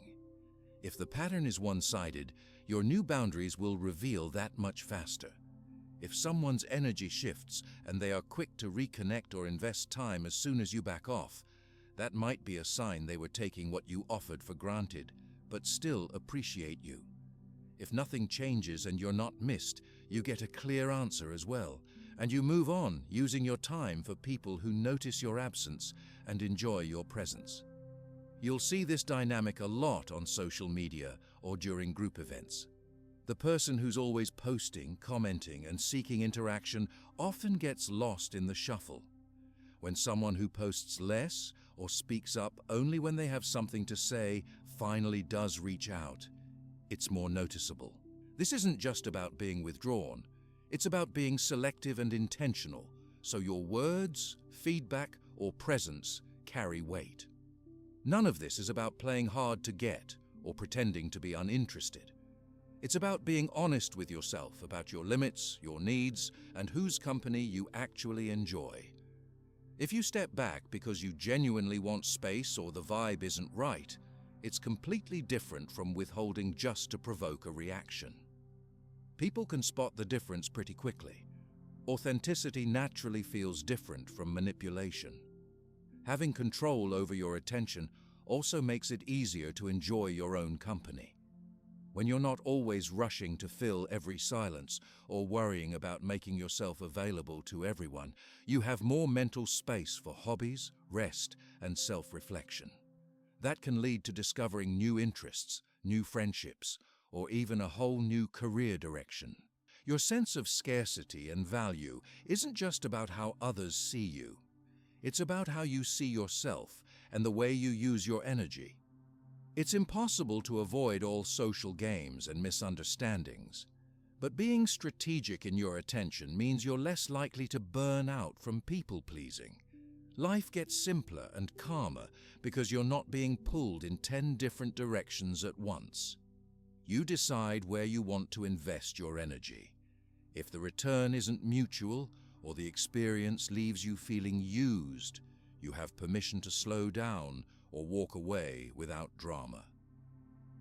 Another great thing about being strategic with your attention comes into play during conflict or confusion.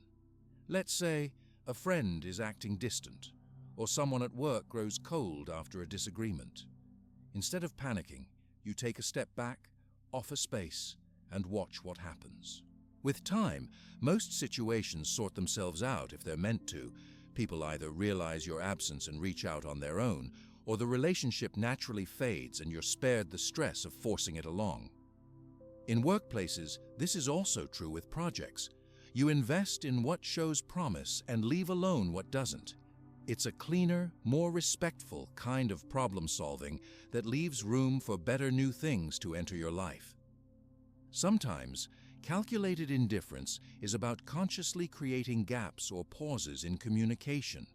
For example, you might not answer every email within the first 5 minutes, or you might wait a while before responding to a message when your energy is low. This gives you time to think about your response and what you honestly want to say, instead of reacting immediately out of habit or anxiety.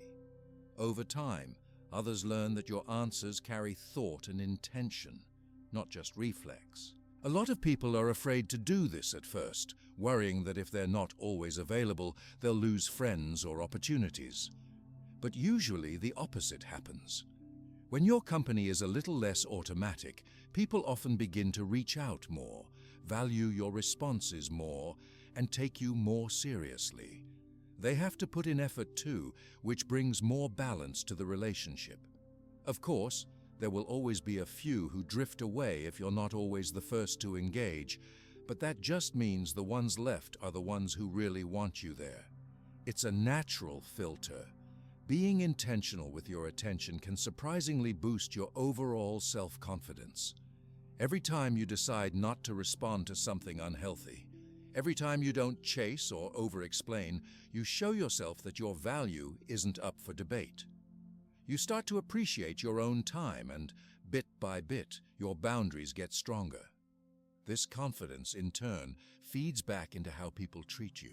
You're seen as more independent, more grounded, and you end up having more respect within your circles, both personal and professional.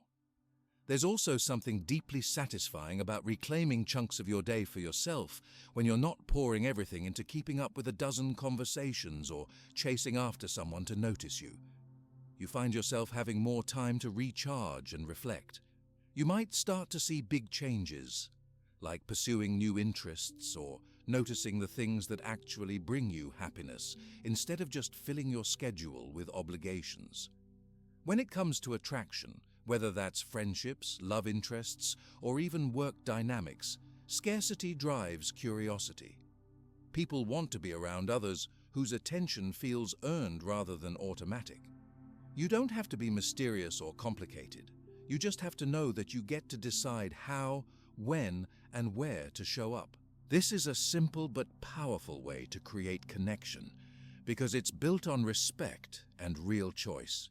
If someone tries to make you feel guilty for having boundaries or for not always being immediately available, that's an easy sign that your selective attention is working.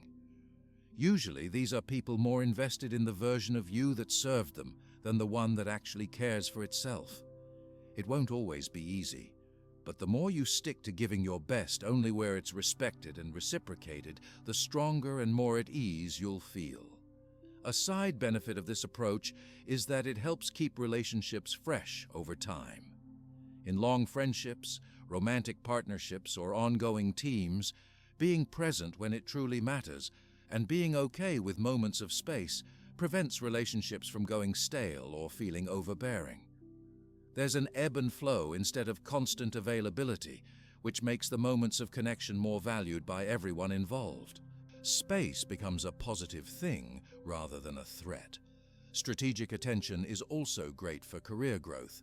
When you don't jump at every request or offer, but choose which projects to take on or which meetings to prioritize, your work starts to have a signature. People associate your name with quality presence and results, rather than just busyness.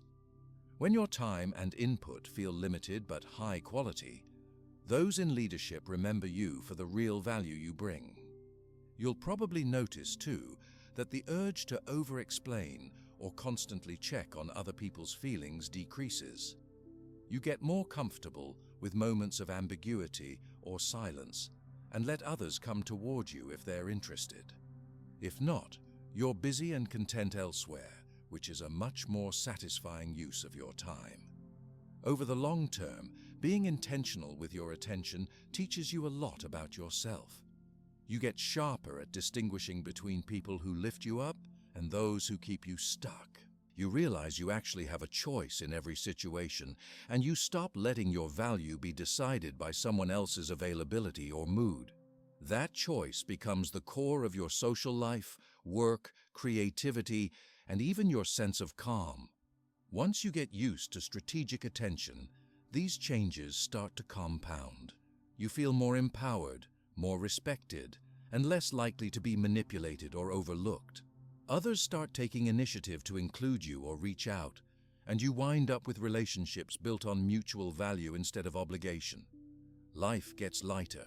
Your yes becomes rarer and more meaningful, which not only helps you, but also those lucky enough to be on the receiving end of your true, sincere attention. And when you learn to be intentional with your attention, something else gets unlocked. You start to notice that those old feelings, the sting of rejection, The hurt after being ignored, or the disappointment when something doesn't turn out, don't just disappear. They're still there, popping up in the background, tapping you on the shoulder now and then. But instead of just reacting to them, you realize you can actually use them. That's not about ignoring hurt or pretending you don't care.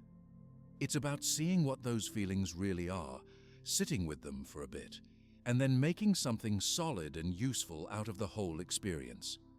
This is where emotional alchemy comes into play.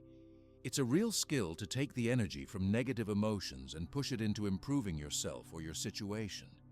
Most of us are taught early on to either push uncomfortable emotions away or try to quickly flip them with distractions, scrolling social media, overeating, talking ourselves out of what we actually feel. When you stop running from those letdowns, you start collecting little bits of data about yourself and about how you move through the world. That's the beginning of turning everyday hurt into something like personal power. The first step is getting real about what you feel after you've been rejected or let down. Instead of shoving it away, you ask, okay, what exactly am I feeling? Sometimes it's embarrassment, sometimes it's anger, sometimes it's just uncertainty or sadness. You give yourself a little bit of permission to acknowledge it without piling on shame. You're not weak if you feel bad. You're just human. If you're used to trying to avoid hurt or to cover it up with fake confidence, this can feel awkward at first. But the truth is, admitting the disappointment is what keeps it from running your entire life on autopilot. What usually happens is the emotions you pause to notice often lose a lot of their power to make you desperate or bitter. You might actually find some good information buried in there. Maybe a certain situation keeps triggering you because it reminds you of being left out as a kid. Or maybe dealing with a boss's criticism brings up old fears of not measuring up. Most people never stop to ask what their feelings are trying to teach them. They just jump to the next distraction.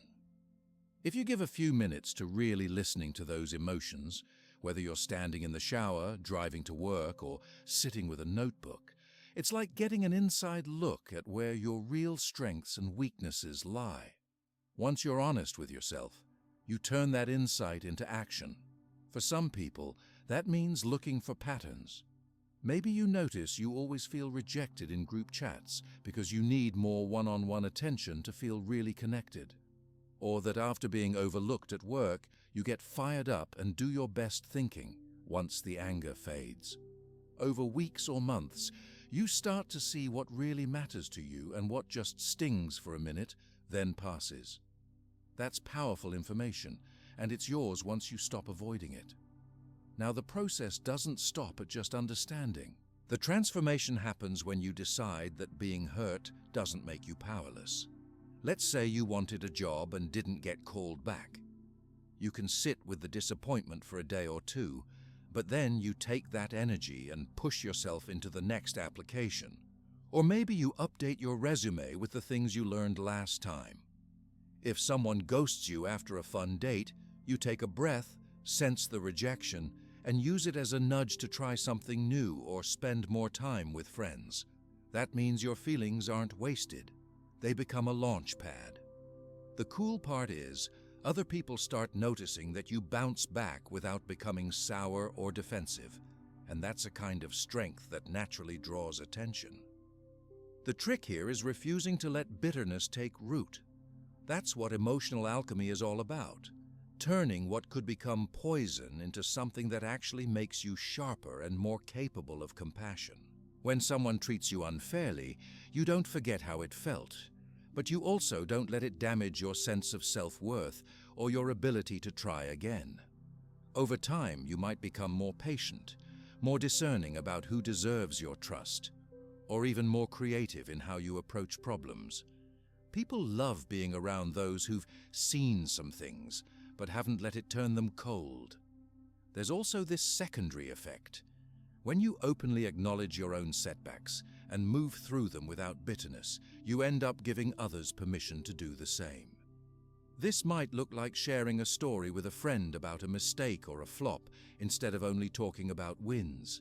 It could be encouraging someone else not to take rejection so hard by telling them how you handled a rough patch, Vulnerability, real, lived vulnerability without self-pity, draws people in rather than pushes them away. It signals you can be trusted because you're not wearing a mask 24 hours a day, 7 days a week.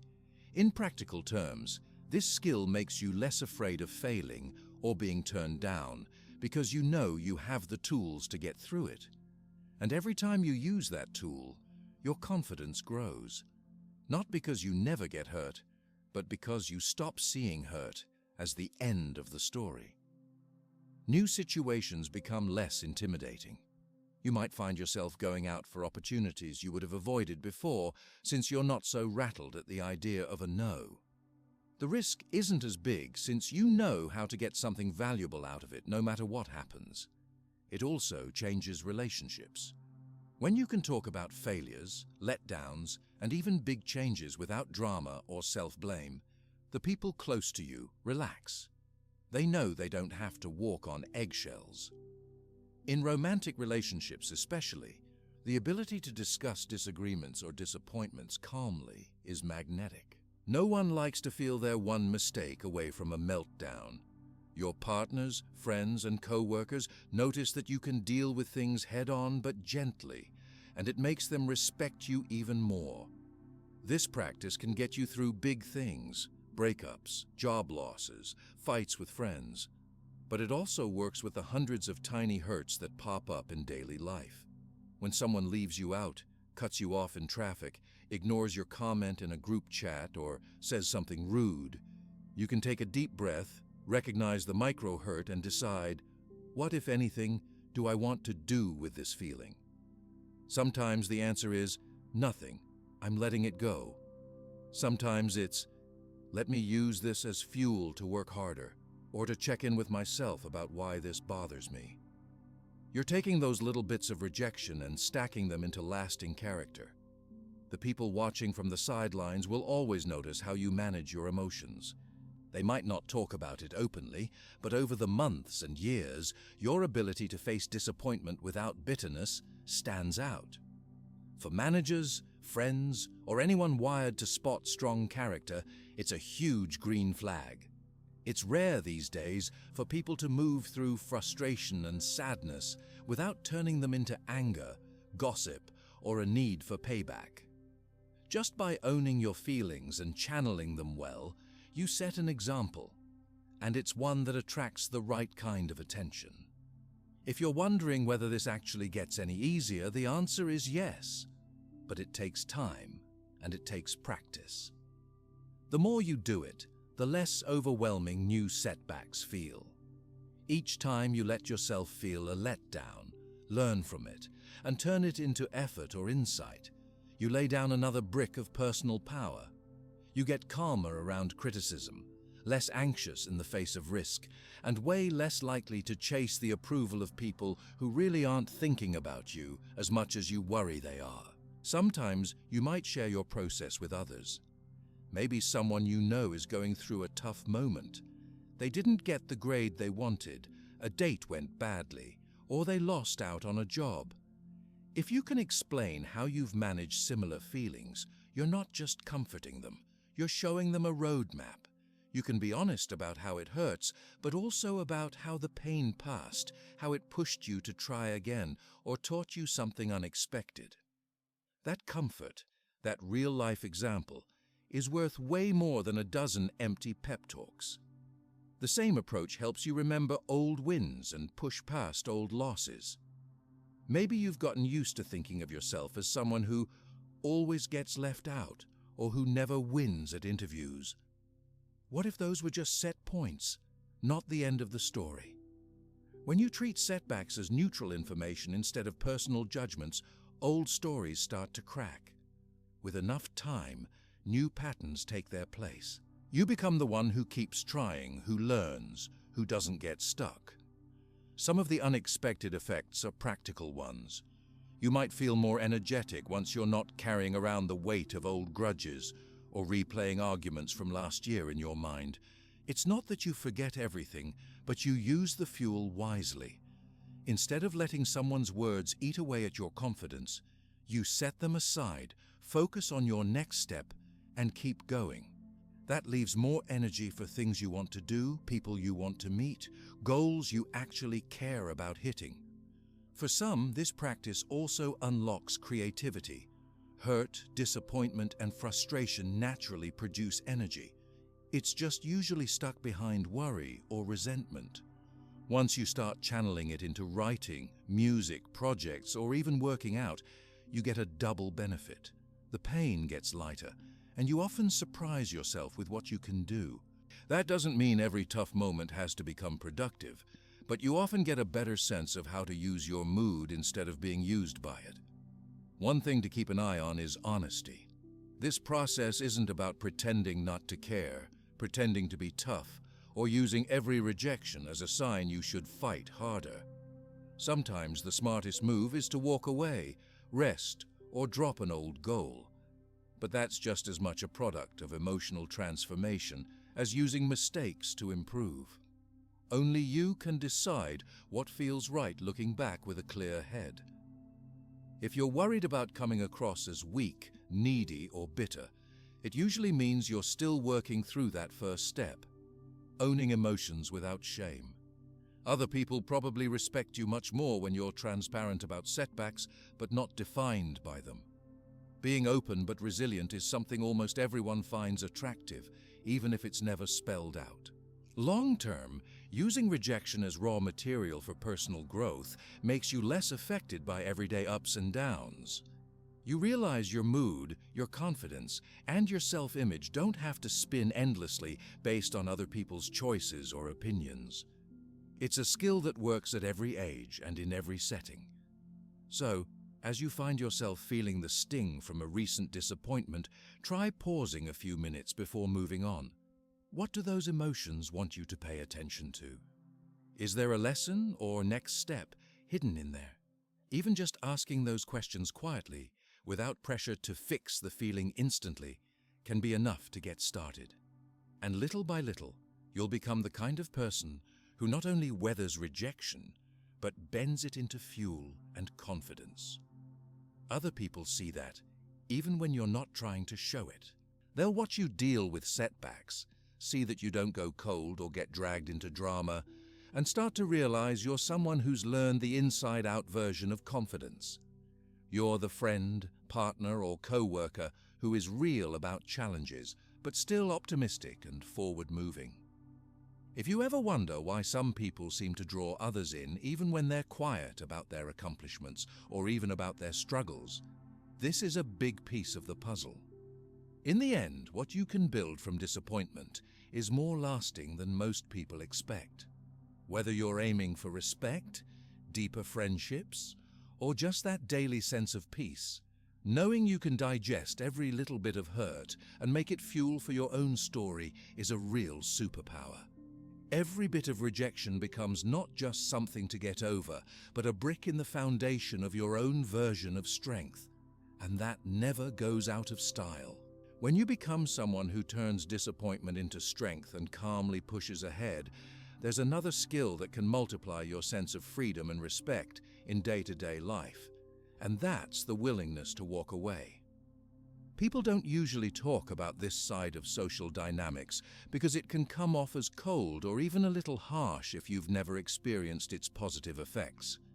But, truth be told, being able to step back from a group, a conversation, an argument, or even a close connection without resentment is a trait that completely changes how people see and treat you.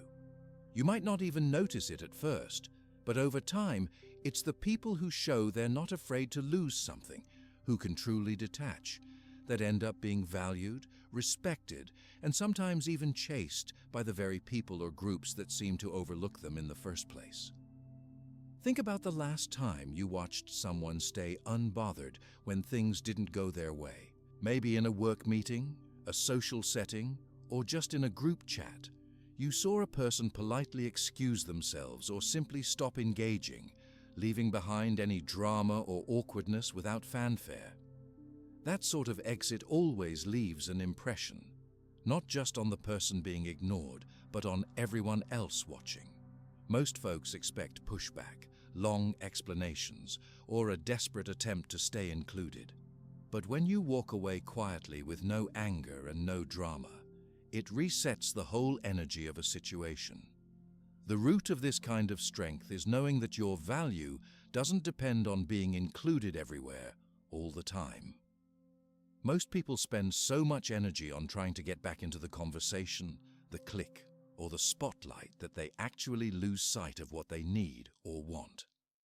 If you start looking at the world through this different lens, you notice there are moments where continuing to push makes less sense than just moving on, putting your effort elsewhere or letting go.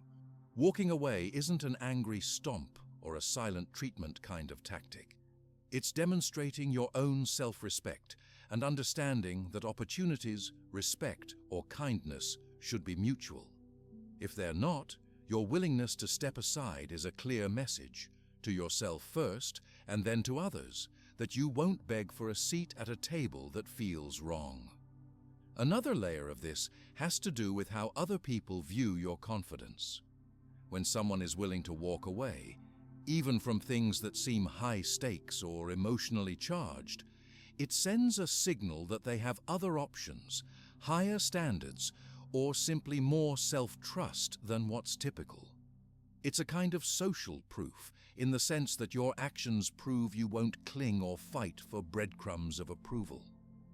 It also subtly encourages others to reflect on their own behavior or engagement. If your presence is no longer automatic, people have to consider why that is. Sometimes you'll see a shift, where those who ignored or dismissed you earlier start coming back around, checking in, or even raising their game just to be in your orbit. The real magic here is that you don't have to say anything special, you just act. Imagine you're part of a project at work and your ideas keep getting talked over. You speak up once or twice, but when you get nowhere, you simply redirect your energy to another task, project, or even another team. You don't storm out or complain at length, but give a polite heads up and then move forward quietly. Weeks or months later, people might start to notice that work isn't running as smoothly without your input. Maybe they remember how you kept things moving or solved tough problems. Maybe they feel the gap and reach out to get you involved again.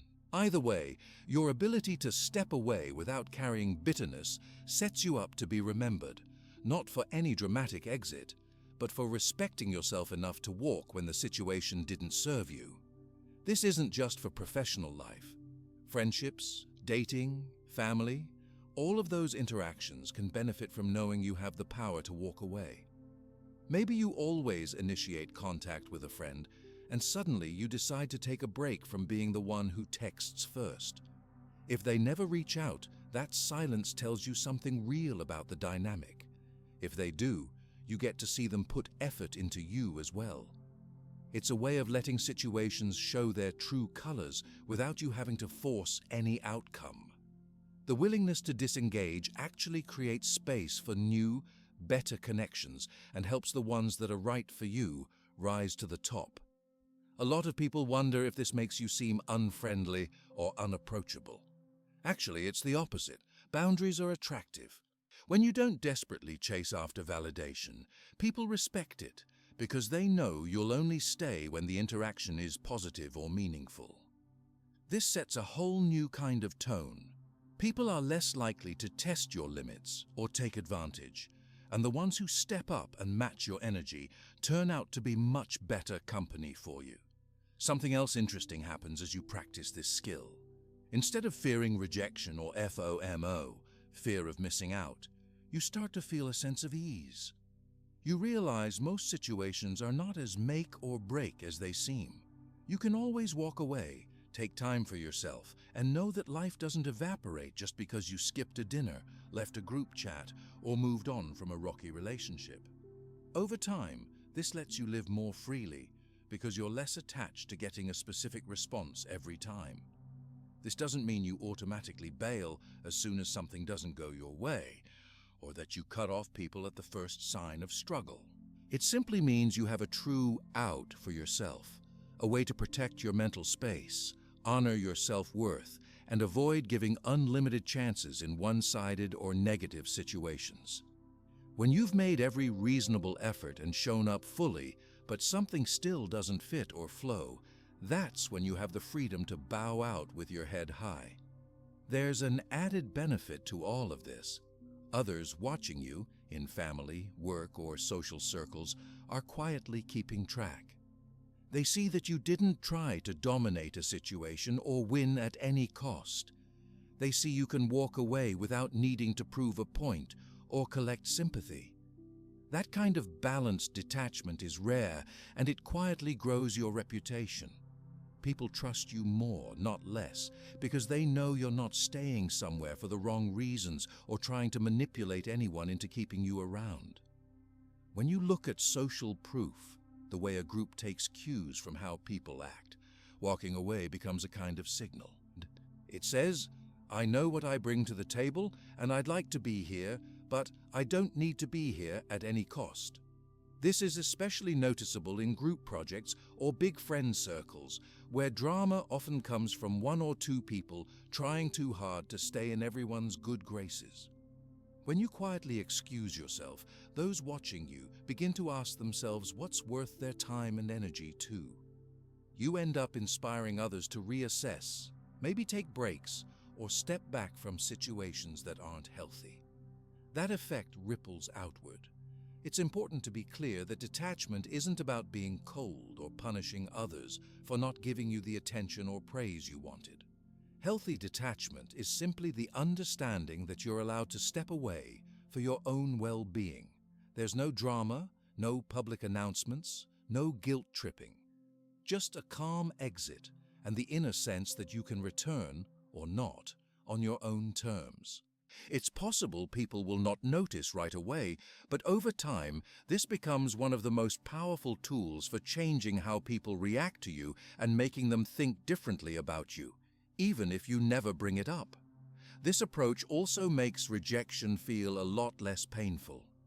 Instead of feeling helpless, you recover more quickly because walking away reminds you that the world is big, that new connections or opportunities are out there, and that one person or group doesn't have the final word about your story. It's healthier to put your energy towards situations that do make you feel seen and valued. And with every time you use this skill, you tend to bounce back faster and with less residue or regret. One thing that gets easier with practice is telling the difference between something worth fighting for and something that just isn't clicking.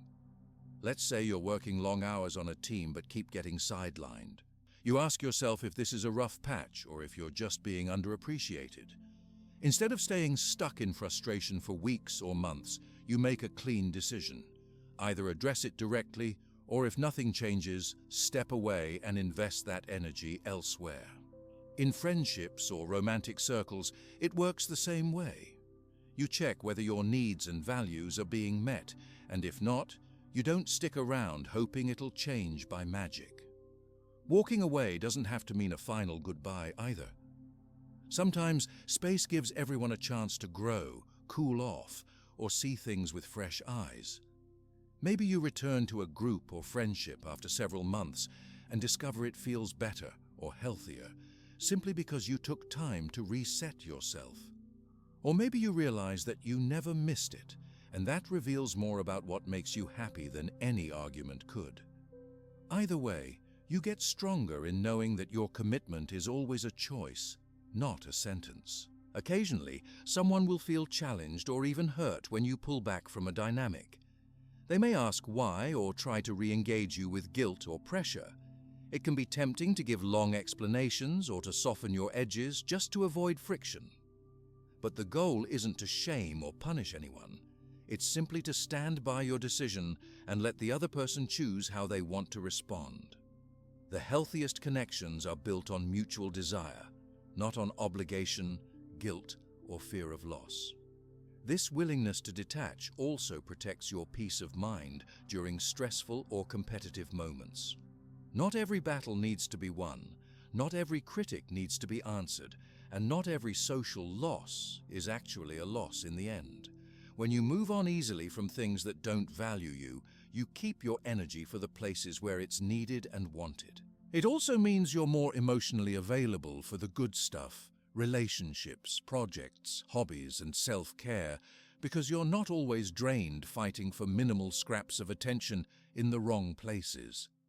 In terms of self-confidence, nothing quite matches the inner certainty built from knowing you can walk away from what's not working.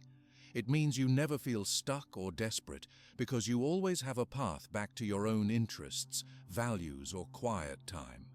Other people feel that certainty in you.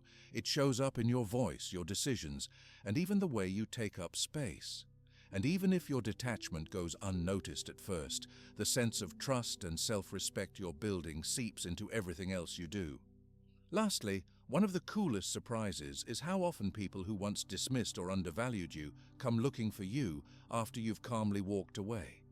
Sometimes it's months later, sometimes longer.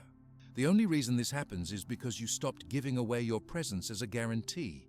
By leaving, you give others a fresh perspective on what you actually brought into their lives. Not everyone circles back, but those who do usually bring a new level of appreciation and respect. So if you ever feel stuck, underappreciated, or tired of fighting for a spot where you never quite feel at home, remember the power in no thanks and quiet exits. The people who know their own worth well enough to walk away aren't just protecting themselves. They're creating space for something much better to step in. And if you look closely, you'll find that the willingness to detach with calm and zero resentment is one of the biggest reasons that, over time, others not only notice your absence but come back around, this time valuing your presence in a way they didn't the first time. That's the quiet power of knowing when to walk away. That quiet ability to walk away and detach without drama unlocks another layer of personal strength, one that's all about how you approach control in your life and relationships. Most people don't realize it, but so much stress and tension comes from constantly trying to steer everything and everyone around them. You see it everywhere. People obsessed with managing their reputation, needing others to act a certain way, or bending over backward to get validation. The catch is, the more you scramble to control outcomes, the less control you actually feel. It's like the harder you grip, the faster things slip through your fingers. But when you let go, when you stop feeling responsible for everyone else's reactions and just focus on your own choices, you suddenly command more genuine respect than you ever did by pushing. There's actually something kind of freeing about admitting you don't get to pull all the strings. Think about it. You can't make someone like you, defend you in a group, or listen to your ideas at work. You can't control how quickly someone texts back, how they interpret your jokes, or how your family reacts to your decisions. Even if you try, it only creates more stress. On the other hand, you do get to steer your side of things. How you act, how you respond, what you say yes or no to, and what you keep investing your energy in. When you drop the urge to manage every external detail, the anxiety and emotional roller coasters start to fade. Suddenly you don't spend hours worrying about what someone thinks, or days replaying old conversations trying to find clues. Instead, you notice a new kind of peace creeping in because you're only carrying what's actually yours. Most people are surprised by how much lighter they feel when they stop chasing or forcing situations to match their expectations. In real life, this could mean you stop arguing when someone disagrees online or at a meeting. You say your piece, listen if it feels right, then leave it alone. If you don't get the reaction you wanted, that's fine. You know you did your part, and that's all you control. It could mean you don't follow up 3 times after getting left on read, or you let a family member have their own opinions without trying to convince them you're right. The weight drops off. When everyone else is stuck trying to control the narrative or win every interaction, you start to look different. More approachable, more secure, and most importantly, like someone whose attention and approval actually matter. Other people notice this. Even if they can't say exactly why, people are drawn to those who don't force or demand outcomes. Bluntly, it feels safer to be around someone who isn't on edge about getting their way every second. You give off a sense that you're comfortable with a little mess, a little uncertainty, and that puts people at ease. Ironically, the less you chase respect, the more you tend to get it. This mindset flips the way approval works. Instead of you hustling for attention or acceptance, people start coming your direction because your vibe doesn't depend on what they think. For example, in group settings, there's always one or two people who keep trying to steer the group's mood, topics of conversation, or even inside jokes. If you're not that person, if you're comfortable letting things play out, your presence relaxes the group and invites actual connection, not just performance. People sense that you're participating from choice, not pressure, and your approval starts to carry real weight. Letting go of control doesn't mean you stop caring about results or let people walk all over you. It's the difference between being responsible for your part and for the entire outcome. Focus on your work, your attitude, your principles. If others appreciate it, great. If not, you keep moving the same way because nothing in your core has changed. This kind of steadiness commands more attention than shouting or demanding ever will. At work, this is the person who does great work quietly. They share ideas, invest in projects, help the team, but don't get angry or resentful if someone else gets a compliment. They know the quality of their work, and it doesn't shift just because one boss ignores it or one project fizzles out. Over time, managers rely on and promote people like this, not because they're loud, but because they calm the atmosphere and deliver results no matter what's happening around them. In friendships and dating, it's a total game changer when you stop strategizing to get someone to text back, notice you, or make plans. If they're in, great. If they're out, you still have places to be, friends to see, and things to learn. Even when you're invested, you don't make the relationship the whole center of your happiness or identity. There's a lightness in knowing your life continues either way. The other person can sense it, and as wild as it sounds, that subtle freedom often makes you more desirable and interesting than any clever line or attention grab. With family, letting go of control looks like living your own values, even if they confuse or annoy others sometimes. You don't have to drag everyone to your side or make them celebrate your choices. You share, you explain if asked, and you move forward. This can actually help family tension die down, because you're no longer feeding arguments or trying to win. People grow used to you being grounded and making decisions on your own terms. It's normal to wonder if this approach means you risk missing out, losing people, or being misunderstood. In reality, it's the opposite. The more you trust yourself to handle setbacks and handle not being universally liked, the stronger your connections with people become. Approval that arrives without being hunted feels better than a win you had to force. And what you lose is usually only the stress, drama, and needy friendships that were holding you back anyway. It's the same for leadership moments. Strong leaders aren't the ones who micromanage every detail or need all eyes on them. The ones who just set the example, show their values, and let people join or leave as they please. The ones who make the effort but never beg for loyalty. Those are the ones who inspire trust and loyalty naturally. In sports, mentoring, or any team setting, the coach or lead who doesn't yell but holds calm in the face of chaos builds a more motivated and loyal group than the one who tries to play puppet master. Here's a simple example from everyday life. Imagine you're out with friends and the energy shifts. You're not feeling included or someone is in a bad mood.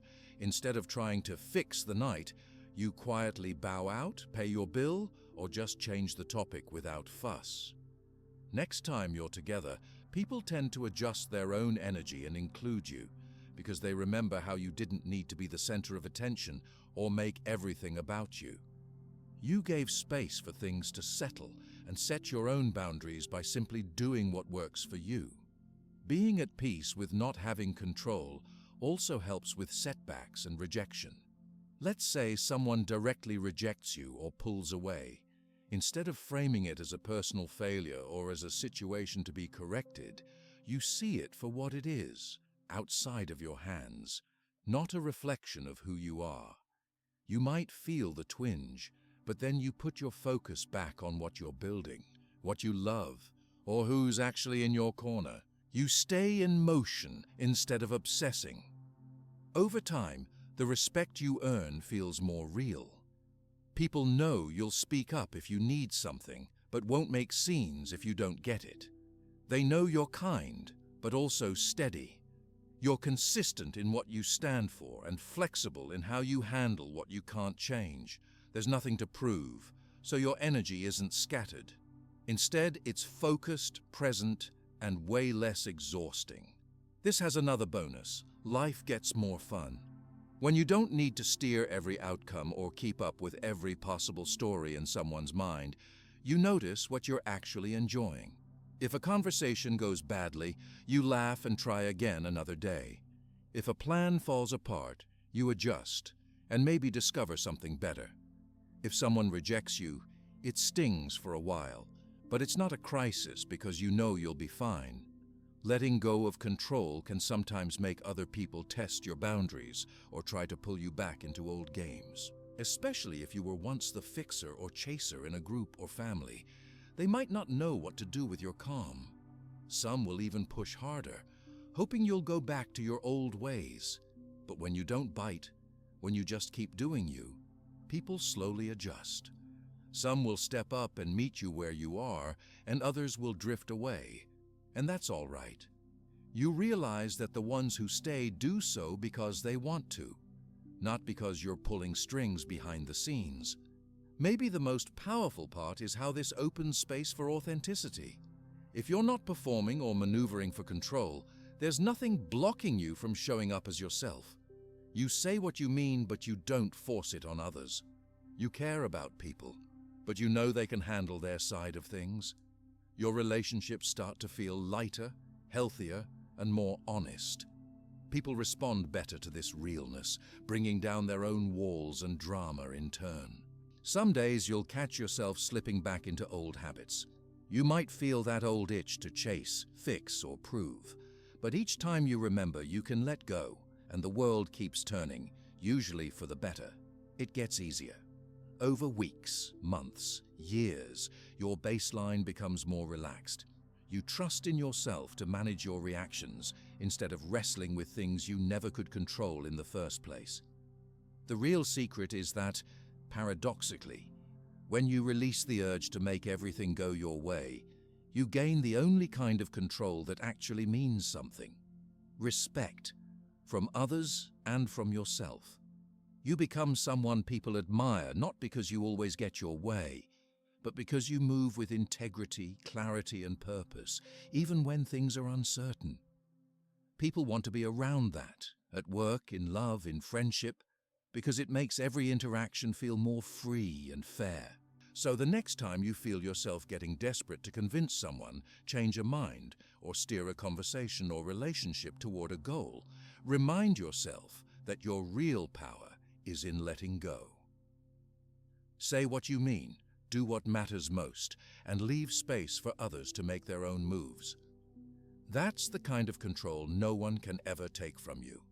And in the end, the respect and desire that flow from that will be the kind that actually lasts. And that's what it means to really own your role in life, to act from your principles, show up as you are, and let go of the rest. This way of moving through the world doesn't just stop at boundaries and healthy detachment. There's a deeper current beneath all of it, something that ties together resilience, confidence, and the kind of quiet magnetism that people feel around those who practice real integrity.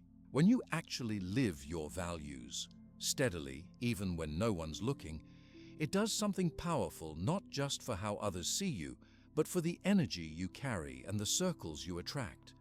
It's not about a set list of achievements or mastering some perfect look. It's just being the kind of person who makes small, honest choices over and over and letting the results speak for themselves over time. A lot of people don't realize how rare this is. There's always pressure to compromise a little, maybe cut a corner, bend your standards, or go along with something you know isn't right just to get ahead or be liked. It happens in workplaces, friendships, romantic setups, and even in families.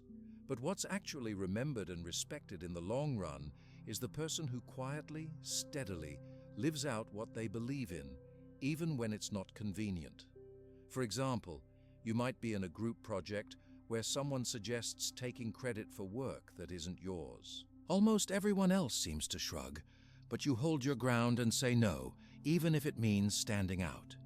It may not get a clapping emoji in the group chat that night, but over weeks, months, and years, your consistency makes you the person people trust. Your word starts to mean something. Living this way isn't about being better than others. It's just about refusing to cut deals with your own conscience for short-term gain. Even when the reward for compromise looks pretty good, you choose the route that lets you sleep well and keeps your self-respect intact. People can sense this in ways that go beyond words. You become a safe person, someone whose actions can be relied on, even if it's not always easy or popular. There's an energy about someone who's straightforward and keeps the same standards on good days as on tough ones. One of the first things you notice when you decide to build your day-to-day life around honesty, reliability, and courage is that you start to lose interest in games and shortcuts. There's no reason to chase every opinion, compete at every little thing, or keep up appearances. Your time and your reputation become more about quality than quantity. If someone offers you a path that feels wrong, even if it comes with a flashy reward, you're more comfortable declining because you know who you are and what actually matters to you. And even if you seem to miss out sometimes, your confidence grows from the inside, not from outside props. People are naturally drawn to those who carry this kind of steady character. At work, bosses and clients remember the person who admits mistakes, owns their work, and never hides from feedback. Colleagues prefer a teammate who keeps to deadlines, doesn't gossip, and sticks to the agreed plan. In friendships, everyone's faced with the chance to join the latest drama or talk behind someone's back. If you show up as the person who keeps things private, defends absent friends, or just doesn't participate in trash talk, that gets noticed. Others start to seek your opinion or look to you for advice, not because you're the loudest or most successful, but because they know it comes from a place of stability. The same thing translates into romantic life, which is often filled with guesswork, quick flings, and people scrambling for attention or validation. If you're the kind who sits with someone and actually listens, tells the truth, even the awkward parts, or is clear about your boundaries, the level of trust and attraction goes way up. It's grounding to be with someone whose energy doesn't zigzag based on outside circumstances, a partner who says what they mean and follows through, whether things are easy or not. Over time, that creates intimacy and admiration that runs much deeper than looks or romantic gestures alone.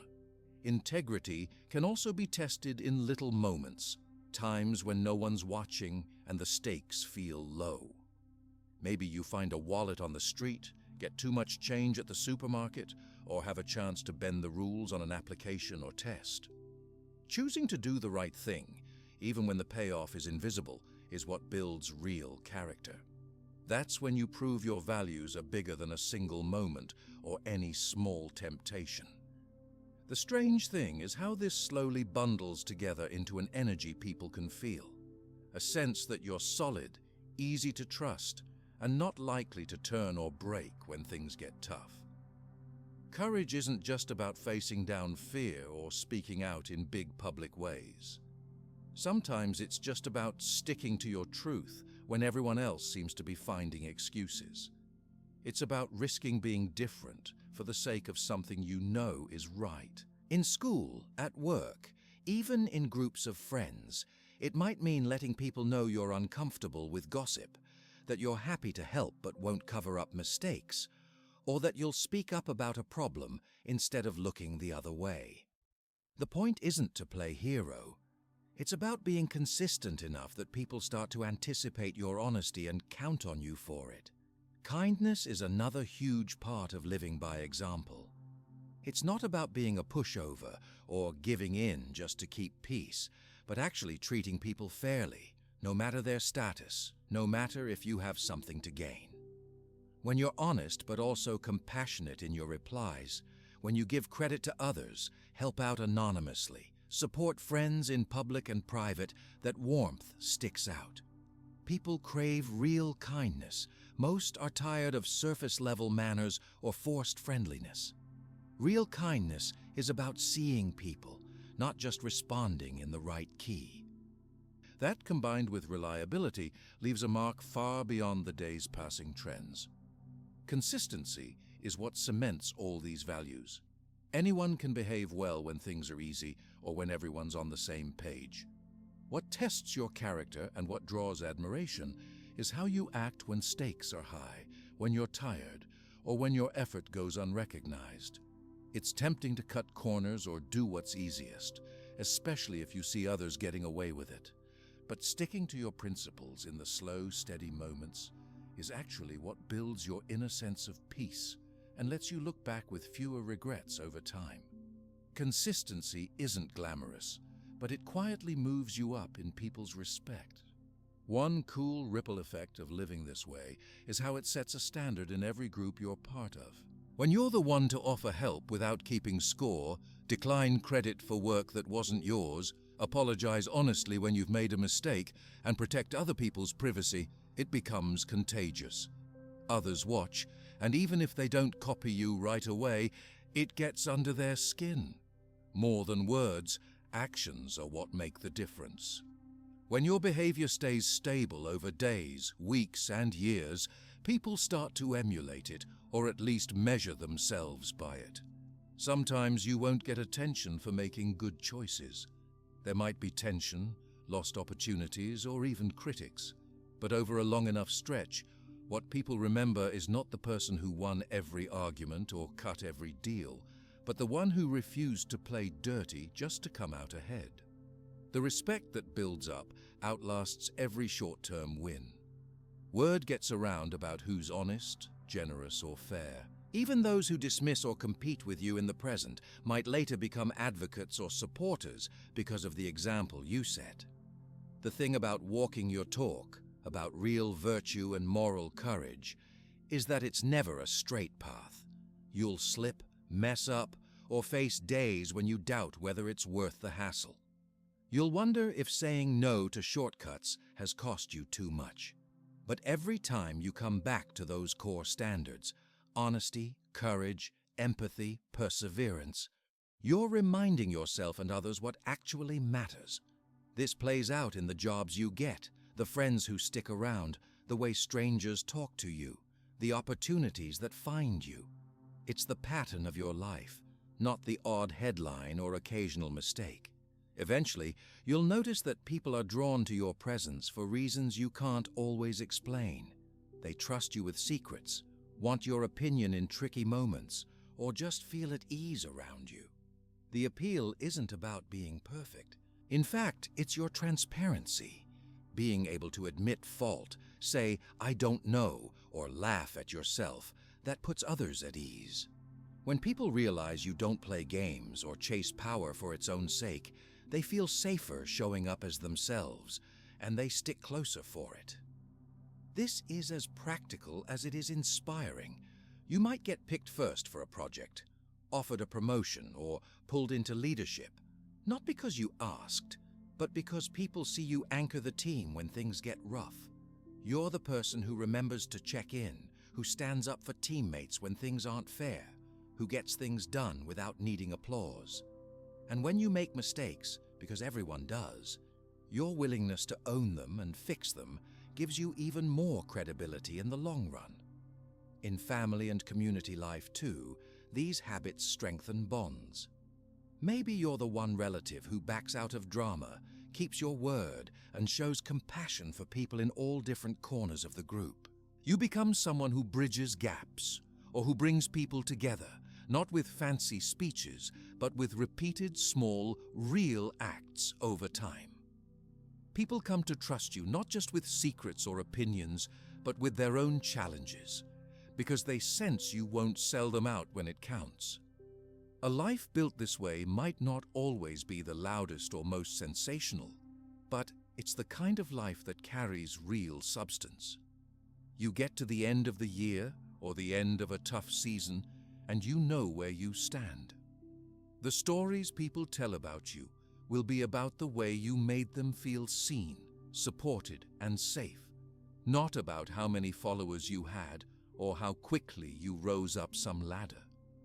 This is the stuff of legacy, the quiet trail that others may want to follow, or at least respect. If you sometimes feel like making values, your compass isn't winning quickly enough, remember, all the shortcuts and flash-in-the-pan tricks fade out. Communities, companies, and families always remember the people whose word is good, whose energy is generous, whose example they can call to mind in tough times. You set a standard and create a ripple that lasts far past any single moment of praise or attention. That's also why you never really have to worry about chasing attention, getting back at people who doubt you, or doing hard sells on your worth. Just living your life the way you believe in, acting with dignity and giving your best day after day turns every small interaction into another piece of proof that you're the kind of person people want in their world. Over time, this doesn't just bring friendship, romance, or success. It brings peace. Because at the end of the day, you know you stood by your principles, you inspired trust, and you made it easier for others to choose their best selves too. That's the kind of desire, by bosses, friends, partners, and even strangers, that lasts a lifetime. And that's how you leave a mark that outlives the passing trends and daily noise.